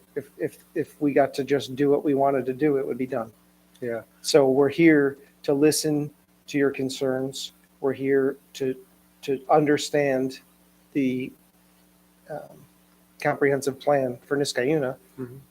And we're here to succeed in a project that we need for our business and meet the requirements of this board and the other boards. Yeah, no, I appreciate that. You're saying that this proposed lot, though, doesn't even meet your needs. Would we expect to see you back in a couple of years wanting to expand a parking lot in that area? One of the initial concerns that was brought up from the planning board was the isolation of that last house on South Fagan, right? So that last house has 2 commercial properties after it. We've approached that person as well, not necessarily at the direction of the planning board, but at the suggestion that we might be leaving that person out. Certainly that would be a bigger win for us as well. If we could have that entire street, then you would have commercial at one end, commercial at the other, and commercial in the middle. You'd Um, still have the residential house across the street. Well, you'd have the residential on the other side of the parking lot too. Yeah, To get back up. Yeah, so the ones on Yeah. South Amherst that we would have to buffer from, I don't know that, I think we start to get out of that commercial zone. So. Do you know where that commercial zone actually goes to at all? Yeah, so I did a little bit of an overlay using your town zoning map and then the GIS and Yeah. whatever information I have available to me now. And it just barely clips the south corner on both of those overlays. Could you point that out on the screen there, just for me? So the zoning line essentially just clips this corner. It actually encompasses like 3 or 4 of these lots as well. Yeah, and is it diagonal? I mean, does that include that building down at the corner there? Or not? Yeah, no, that's fine. I actually looked at that today because I was doing the public hearing notice. It is diagonal. It kind of goes right from the bottom of South Fagan straight up parallel to State Street. So it goes like that. Oh, so it runs parallel to State Street then? Yeah.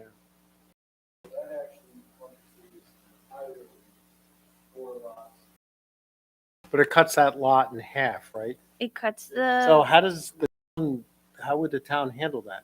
That's a residential lot then, right? 41 is half in residential and half in. So would it defer to I thought It did. We do take the more restrictive zoning typically, Mm. but the that zoning is not splitting any of these lots. No, but I'm saying Yeah. future expansion So- Yeah. into that let property. me clarify. Our idea Mhm. was if we could get that third home. Yeah. And then own it and then own the entire lot. Yeah, no, But I maybe, but maybe understand. keep it as a home, as a, Mhm. I don't know, compromise. Because and maybe it's not even an option based on what Laura just said because of the more restrictive zoning. But if we could have got that home and we weren't putting that neighbor in a position where the board thought that, Mhm. you know, we were changing the character of their neighborhood. Yep. So that, a formal letter went to the owner of that home and we have not heard back yet. Also, and I'm not sure if you guys are aware that a letter went to everyone on South Amherst with the plan, telling them what we intend to do, Mhm. how we intend to do it, how we intend to respect their privacy. Mhm. And they were given direct lines to get a hold of me with any concerns. I haven't heard anything yet at this point. So we do desire to be a good neighbor. Yeah, no, that's good. Thank you.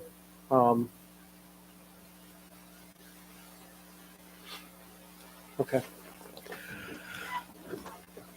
So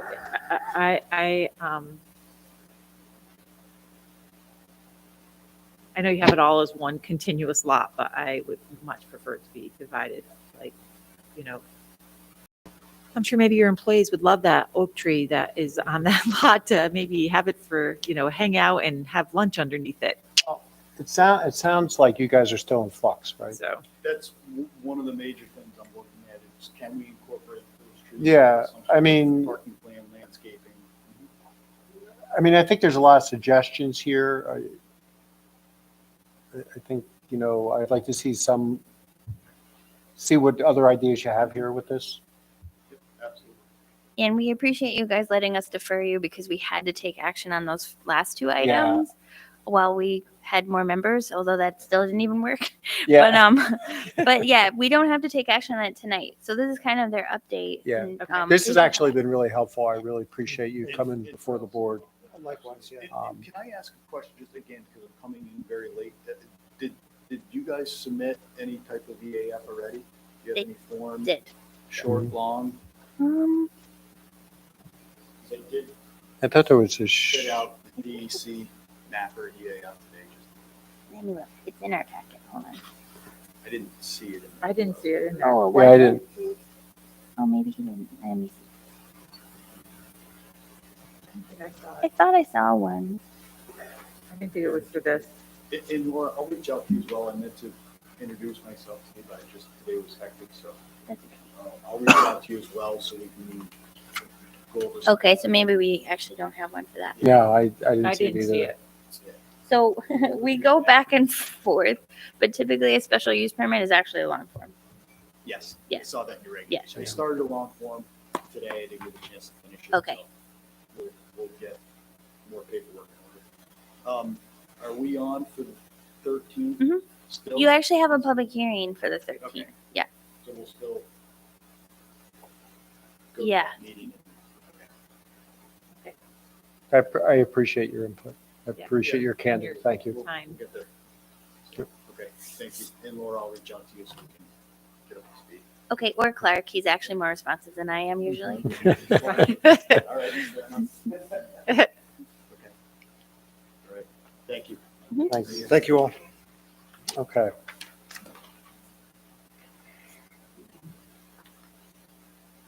So, Chuck popped back online. If you want to continue to take things out of order for people's time, do you want to jump to Rivers Ledge real fast and then we can end with Mohawk Golf Club? Yeah, let's do that. We are like jumpers tonight. Where He's all Rivers the way Ledge at the is end. on here? Yeah, It's not on the, it's not on the agenda. yes, It's it not is. on my agenda. It's under a discussion item. Oh, of course. Thank you. It's been a very long day. Because it doesn't really need an EAF, but it's phase 2 of the Rivers Ledge project, and he's actually got a couple of changes that I wanted you guys to look at, which Yeah, I can bring it up and then Chuck can talk about it if he wants to. yeah, that's good. It's hold on.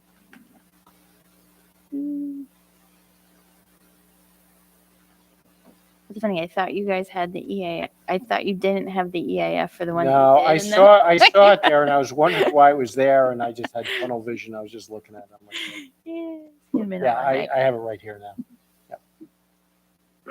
I'm on, Laura. Okay. How is everyone? Okay. So Hi. wait, Chuck. I'll bring up your plan and then you can just talk about the changes. Hold on. I just had it.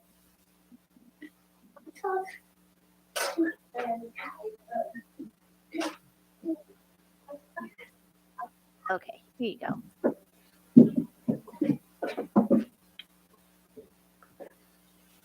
Yeah, so for quick introduction, my name is Chuck Bafundi. I'm head of real estate development at Louisi Companies, representing Rivers Ledge Apartments. And as Laura explained, we have a new design revision. The last site plan that we brought in front of the council was came in over budget, just with inflation and a number of other items that, including interest rates. So what we ended up doing here that you can see is we had to clip a section of the building off, and we also had to remove the underground parking that met the requirement for the 1-for-1 parking stall, covered parking stall per apartment. So we have renditions, and the building essentially doesn't really change other than being reduced in size. It still has the commercial component, still has the same level of architecture, but just doesn't have the grade break that the original building had for the entrance to the underground parking. What we did is in our planning to do right now is we're still working on numbers.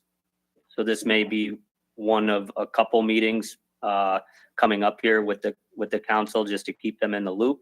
But we are working on pricing now for covered garages, which is shown on the site plans, or solar panel carports is another avenue that we're looking at. That would require a study for sunlight exposure and taking into account that we have conserved a lot of the tree canopy that exists over in the wetland side on the right-hand side of the site plan, and as well as the Mohawk Hudson Bike Trail. So there's a few things that we're still working on. From a macro level, the site plan hasn't really changed too much when it comes to green space or, I guess, impervious or pervious space, but it was a cut down and reduction in building square footage. Same unit count. We're still at 55 units plus or minus, and same commercial component on the corner that we're looking at, like a coffee shop or a restaurant on that corner, as well as the centralized clubhouse and leasing office. Mhm. Has the height of the building changed at all, or are we still at the same height? Still at the same height, still within the variance that we got from the ZBA. Okay.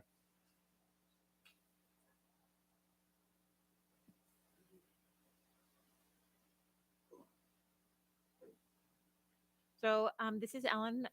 Thank you for considering the covered, solar covered spaces.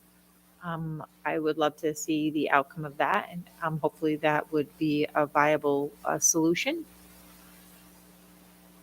And Yes, we're working on numbers for that. And, we've always tried to be transparent to all the boards, letting them know that this, from an isolated project, the numbers are very tight right now in our industry as a whole. This property, due to a number of reasons with off-site mitigations that are needed with Army Corps of Engineers for a stream, and a number of other things that we're working on to complete the overall outlook that we promised Niskayuna. We're on a balancing act right now. So, the solar panels was an idea.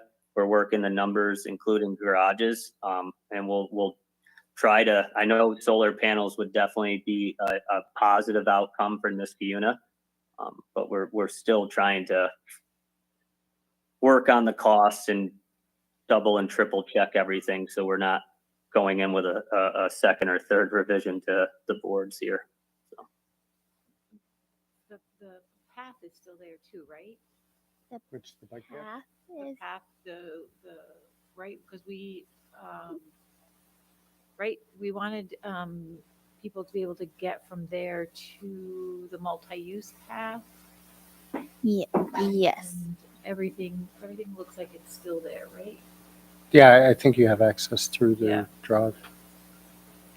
Yeah, Chuck, if you can't hear Ellen, she's asking to make sure that all the multi-use path connections are still there to the Mohawk Hudson Bike Hike Trail and down to the Aqueduct Park. I see. They look Yes, all there. They look every other connectivity remains. We still had the parking lot Yep. on the left-hand side of the entrance, the shared use path connectivity to that connects the Mohawk Hudson Bike Trail to Aqueduct Park. And we also have off this site plan the other commercial component at the other entrance, which is Ledge Drive. Couple things that I had identified. One, we still want to make sure that we're trying to be as close to the rural character of Aqueduct Road as we can. I don't personally have any issue with there not being underground parking, but I would want to see renderings of when you guys kind of get to where you have the covered parking, renderings of what they look like and how it does impact the landscaping, because I know when the tree council did a site walk on this property, and they actually didn't do it that long ago. It was like this fall. There was a lot of ash trees that succumbed to the emerald ash borer. There's a couple, I think, of large white pines maybe, but a lot of trees in this area are dead. So the tree council didn't, and an understory is very buckthorny, didn't identify a huge problem with the limits of clearing here, which has actually been kind of nice for Rivers Ledge in general. They didn't do a lot of clearing because it had been a junkyard, so there wasn't as many trees on that site as normal. And there isn't a lot of super problematic clearing for this one either, because a lot of the trees were dead. And there were mostly ash trees. But in the long term, I think we want to make sure that the landscaping does screen this. Is going to be a very large building on a residential corridor and across from residential homes. So understanding how the above ground parking lot will look and how it can still be screened, I think is really key. And also, I don't know, Chuck, if this gets it even closer to the Mohawk Hudson Bike Hike Trail, like just how that's going to impact the visual. Yeah, so a couple more visuals I think would be helpful once you kind of get to the point where you get to the actual, like, what you want to choose. And then my other question was, if you're not doing the underground parking, can you make the building height lower? So the building height your easy answer is no. The building height was mainly for the third story, which made it feasible, and MEPs, space for the MEPs. So that was always at the underground parking was always at finished floor, finished grade. But to your point, Laura, and if it would help the council and I believe the other boards would be interested in that as well, I can do one of those cut sections like we've done before, updated with the garages or solar panels. I think that Yeah. would be very helpful. would I'm be seeing nods. But the other thing is, can you see my screen, Chuck? Can you? Yes, I can. Yep. Oops, darn it. I just hit the wrong button. Is it possible for the architects to do a rendering, like a 3D rendering of the parking lot with the covered parking too? Can they do that Yeah, we can render that. with the materials? Yeah. Yep. With the materials, and I could, depending on our outcome, or the garages as well. Yep. Yeah. I instead of hitting make sure that I was on the right thing, I turned it off. But it's this one. Like, I think it would be helpful to have something like this with covered parking lots there too. Yep, we can update that for sure, and have the updated site plan as well, with the few vantage points that we've done before. Yeah, because I think the covered parking is then now sitting on top of the retaining wall, so it may look kind of imposing on the Mohawk Hudson Bike Hike Trail side. Absolutely. Yeah, we'll try to get a good representation of what the green space is there and the screening that we can add.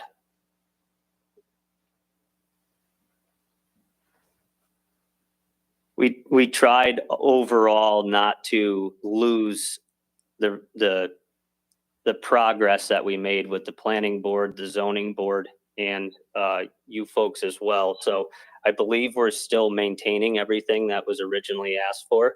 It was just that there was a building square footage reduction, and obviously some of the parking stalls were reconfigured, covered. Well, But we'll make sure that we get that updated in renditions and a cut section as well. is there a couple unit reduction too? Were a couple units reduced? I believe there was like 9, and I have to go back to the other outlook that we had originally. But yes, there was a unit reduction, a slight one. And I like the addition of coffee stop on your rendering. Yes, that would be good. We did update that, and that I think came from the architectural review board, which we have to end up getting scheduling something with them as well. But you can see more of the commercial component now on first floor in this latest rendition.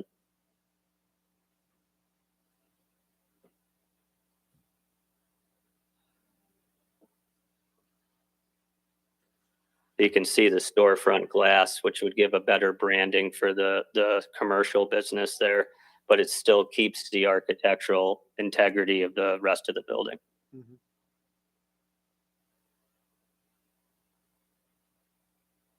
Okay, so guess more to come, but because there was a bunch of changes, I appreciate you hanging out with us, Chuck, and making sure that the CAC was aware that there's no more underground parking, and we got to look at how we're going to do the covered parking there. Yeah, no, that's fine. Sorry. Yes, absolutely. Sorry, I jumped on and off there too, as transporting the children home. So Oh, no, that thank was you. fine. It's a good thing you texted me, or you probably wouldn't have come back. Yeah, thank you.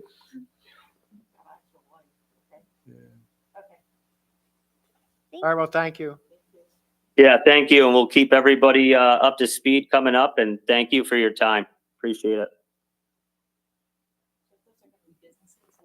That coffee shop or whatever, and just above it, those are gonna be residences. We just need to make sure that it's, that's a early morning person coming in to start a coffee shop. We'll Yeah. just make all the apartments smell like coffee and baking. That was one of the things that we talked about when this development first came before the board, that we wanted to have a mix, or at least a Yeah. commercial I spot just wanna there. make sure that when they do the mix, I'm all for the mix. Yeah. But I just wanna make sure that the person that's above the coffee shop, Oh, Like that there's proper noise there's buffering. a proper noise buffer, Yeah. that they, you know what I mean? Yeah, we would definitely look at construction techniques, and that's already planned. We've done mixed use development before where acoustics and smell and noise is obviously a concern above or near any type of commercial. That's why we tried to segment it with the lobby, at least first floor too, Yeah. and the elevator and stairwell, and then putting the clubhouse across the way as well to kind of isolate it. And then second floor, it will either be a beefed up void space for the acoustics from second floor apartments, or it would be steel skeleton with a metal deck and concrete. And we're playing with those two options as well, mainly driven by cost, but obviously, we try to uphold the highest standards for our residents as well. So we wouldn't want to put them in a position where they're smelling bacon or coffee or something upstairs. So. And proper, allow that building to, that whoever goes in there to have the ability for, proper exhaust. So, Absolutely. okay. Yeah. The other avenue we're looking at is like a retro style diner. But the overall intent here is the commercial not only would serve the community, but it would be an extension of amenity space as well for the seniors. Yeah. So we like the idea of a breakfast type diner, outlook, or a coffee shop. So we think it would be well received by the residents in that demographic. So. Great, thank you. Great. Okay. So what I'd like to do is I'd like to go back to the EAF 2022-08, and that is the Mohawk Golf Club. And in our packet were several additional renderings of the project, plus a lengthy discussion that has been gone back and forth between the developer and the various boards. So I thought, since it's getting late, if we could Yeah, just sorry. spend just a really quick time talking about why we have all these evolutions of additional, like with the connector roads and stuff like that, and Yeah. just go over the traffic study. Okay. And yeah, and just firstly, I know we had the privilege of the floor. I'll just get all of the public comments to you. We have many. Okay. You can page through them, but the concept has evolved not substantially since the last time you saw it, but reasonably since the last time you saw it. I know, I don't know if I put it in the agenda, but you had the last time you saw it and truly discussed with the developers was in December. We didn't really discuss it too much in January because there hadn't been a lot of updates. There are some updates now. The developer was unable to attend this meeting and wanted a limited discussion because they couldn't be here. So I'll just do the updates really quickly just so you guys know. Yeah, just give us the delta. Yep. That's all. But there hasn't been any. They've been discussing potentially deed restricting that area, water towers over by Jaffrey Street. So that was something that originated here. They'd been discussing it with the planning board as potentially to offset some of the open space. Haven't seen a map yet. Don't have too much updates on that, but it has been discussed. They haven't yet, and they do have some data in here. I think it'll continue to be refined. They were looking at alternative entrances. The planning board is not thrilled with the idea of taking down a home on Ruffner Road. It's not something that they really want to have happen. So they've been trying really hard to get the developer to look at alternative accesses. The traffic study is not a perfect look at alternative accesses, but I'll show it to you really fast. And then they also created an emergency access, which I can't remember if you guys saw or not, but that's there now. And also they made a design drawing of the multi-use path connection between East Country Club Drive and Ruffner Road. So that's this design that I've got up there. It's a 5-foot multi-use walking trail and on an easement and, sort of fenced in on Yeah, I either had a side. question about that. So the easement is 10 feet wide, but it's a 5-foot Yeah, one of the things we talked about at Complete Streets was if it needed to be 5 feet to kind of wedge it between the golf course and the existing single-family home, Yeah. that they wouldn't necessarily begrudge them that. But when it reached, as soon as it reached Ruffner Road, they would want the bike path to go to, The standard width. yeah, 8 feet. Yeah. Yeah. And at that point, you don't need an easement anymore. So Yeah. there would just be, if it needed to be, I mean, one of the things they wanted to explore was slightly wider. But if it really If it just really needed to had to be the cut down. tiniest thing, because it's very close to that house and it's very close to that green, And you'd achieve the goal. you'd achieve the goal of the connection and then you can make it wider once it hit Yeah, town property okay. again. Yeah, they did discuss that at Complete Streets. This is a wonderful drawing that I'm very excited about. But I'll just show you the emergency access that they proposed currently is from the cul-de-sac that they proposed, and it uses an existing golf course that kind of goes and crosses one of the holes, which I need to just start learning the numbers of these holes, and then connects to railroad. So a reasonable emergency access, but this is one of the accesses that the planning board actually wants them to explore as a full road connection. Because it wouldn't require a house to be taken down. So one of the other things that they've included in the planning board packet, which I do think will continue to evolve because they're continuing to look at different things, is they were looking at what kind of traffic would be generated from the connection to Ruffner Road versus what kind of traffic would be generated if you made this a through street. So if you connected East South Country Club Drive with Row Road on a through street, it obviously generates a significant amount of additional traffic because East Country Club Drive, instead of having gone down to Rosendale Road and then up Ruffner, they would essentially probably just go straight up to Row. Yeah. So there's quite an increase of traffic here. And Clark can jump in here anytime. It's like a very type of traffic study that doesn't really get at all the options, but it does show you different ways that you can connect to the different subdivisions. But one of the things that I think the planning board wanted to explore is, maybe a cul-de-sac from Railroad, how to connect to East Country Club. And they're also asking them to look at how you could do the access just inside the golf course property entirely. So those are a couple things that are What does that happening. mean? Access? Would Private, that like a be- private road through the golf course. Okay. The golf course is not excited about that option, but the planning board really wants them to explore all access options. So this is just an update. They've done some work. They need to do a lot more. But I wanted you guys to at least have the most current information that the planning board's been looking at.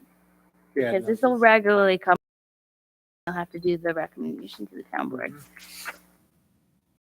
If I could jump in too, the only thing I would add as part of the eventual EAF is the town is also looking at the water supply and the wastewater supply, how that would be handled. Yeah. Yep. So thank you, Clark. Yeah, Clark we're working on setting up a meeting with the developers, hopefully next week on that. Did, you mentioned long-range plan for the golf course. Has that actually been discussed beyond this meeting or is? I brought it up at the planning board meeting. Okay. They're resistant to that. But I do think it's very important. Clark has done an incredible amount of research and he's just been an amazing resource on this project. He was looking at, different impacts of the town, making sure that we're covering all things like utilities and things like that. But he was also researching other golf courses. Like we had a meeting internally and the police were very concerned with a public road on the golf course, private roads on the golf course, not as big of a problem for the police department as private roads. So, I mean, there's a lot of different things that we have to explore, but he was also looking at Edison Club and the Edison Club. I mean, essentially, I don't know that they have actually a document labeled long range plan, but they definitely did long range planning for their golf course, figured it all out, redid the zoning, and they did put a forever wild designation over the remaining 18 holes. Yeah. And so Clark has this amazing document. If you want to see it, we can send it to you. Yeah, I would like to see it because I think it seems to me there's a lot of opposition to this project, and it seems to me like we're going through a lot of different configurations. I'm just wondering, if we had a long-term plan for this piece of property, I think we might be able to accomplish a lot of the goals, and I think the neighbors themselves probably would feel better about it. I mean, I think it's the uncertainty that we're sensing here. Yeah, did you want to comment on that, Clark? I think that's a good observation. I think the town has also been reaching out to some engineering firms as potential town designated engineers for the project, because there are a lot of challenges. And when I said the town was looking at water and wastewater, we were just looking at the challenges associated with that, not how it would be done. We were really looking at the existing condition of where water and wastewater stands currently in this area for the town. So there's some real challenges there. As we talked to some other town designated engineers, there were some comments about this current layout doesn't really, in their opinion, doesn't really fit with the neighborhood, and it doesn't really fit with the golf course. It's kind of just how many lots can we stick onto that corner of property? So it has gone through quite a few iterations, and I think there's some thinking that if it were to go forward, it probably needs a few more in some people's mind. I actually think overall, the town and the golf course would benefit from a comprehensive plan, because then I think we could reach everybody's objectives here, and we should just really go in and continue to encourage them throughout. I mean, that's I'm a planner, so I that's will my do that. belief. I do see, that as a viable path forward. Yeah, I would like to see what you've done, Clark. It would be very helpful. Sure. And they did do some updates to the townhomes, but I don't know that this is particularly relevant at this stage. Yeah. They were able to add a door facing the road, which I think is important, but I think that we're still focusing on the Access. the traffic, the utilities, the character of the neighborhood. So those are kind of the big things that are happening right now. So it looks like it's the 14th hole. And I mean, this, so I would be much happy, to me, the access, from Row Road, Row, is, I don't like, I'm not a fan of the East Country Club. You're just going to get so much traffic through there that I don't think that, but I don't know if you can have just a single road into there. And it'd be nice, the housing development closer to Row Road and do, and maybe I'll be quiet now. Well, no, I mean, I think that's been an observation obviously right now the focus has been on Ruffner Road. And so we've been hearing from a lot of Ruffner Road residents.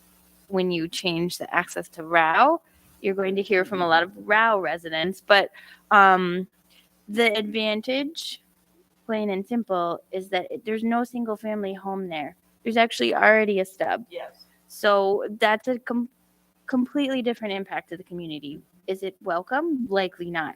But are you taking down a home? No, you're not. So I think that's why I and a couple members of the other planning board really wanted to see them explore that. I know Clark has brought it up several times. It does not need to be a through connection the way that it was shown on that map. Is in some ways, Complete Streets was like, we need to keep making the grid. This would be great. But in a lot of other ways, that's a little tough. But you could theoretically do like an emergency access to East Country Club, a main entrance off of Row Road, but probably not a public road. The town, I don't think, could take that. So private. And Laura, maybe one other thing I would throw in while we're talking about it a little bit is just internally, we've been talking about this, and it was talked about a little bit at the planning board, how very early this is in the process, that this is it's a sketch plan application right now. It's still very, very early on. So as we're talking about different things here, it's really pure, rough conceptual talk right now. And there would be a long way to go for any of these approaches that are being kind of discussed. Yeah, it hasn't moved beyond step one. Right. Which is really important, Clark. And one of the things that Clark has identified is that there's definitely a misconception of process with the public. And so we're probably going to do some kind of at least presentation on process at our next planning board meeting, just so that people understand that it really hasn't even progressed past one. Like, we're still trying to get to a point where we can actually progress past the very first step, which it hasn't. So. I think that would be very helpful. I mean, I live one road off of that on Hawthorne, and I have heard multiple neighbors speaking about it and very concerned that it's a done deal and that there's nothing they can do to stop it. So, or nothing that they can do to even like have a conversation around it. So the very fact that it's in the planning phases and that we're looking at all of our options and nothing is, nothing, it's signed on the dotted line is very helpful to the public. Yeah. And we're working on a lot of ways to communicate. And I think that's driven in a large part by Clark, which I very much appreciate his opinions, and the supervisor is very supportive of trying to make sure that that information's out there as well. Mm-hmm. It's a mystery for most people, the whole process, right? Well, it's hard, right? Yeah. Like you're doing all these other things in your life, and all of a sudden someone's like, oh yeah, they're going to do, they're going to build 24 homes back there. What? Wait, what? Well, right, and there's at the gonna be a beginning, house on, they're going to take down the house on Bruckner, and they're like, Yeah. So I mean, it was No, definitely, I can it was definitely definitely, appreciate that. when we were all out shoveling our driveways and snow blowing, it was quite the conversations. Yeah. I am going to make a motion that we, I haven't eaten dinner yet. I haven't even been home yet. So, wait, don't make a motion. To skip the reports, I think that's completely fine, but I did want to let you know that Jack has been working really hard on making bullet points for the different Bethlehem Conservation good. Easement Program. And so I do have a document, but we're obviously not going to share it tonight. But I think we could probably share it with you, and then we can get it and keep working on it. We have been working on that. Good. And that's all I got on the report. Okay. Oh yeah, All right, Ellen, really, good. we should add that. All right, I make a motion, we adjourn. Anybody who wants to stay longer can. All in favor, say aye. Aye. Aye. All opposed. Yes. This was a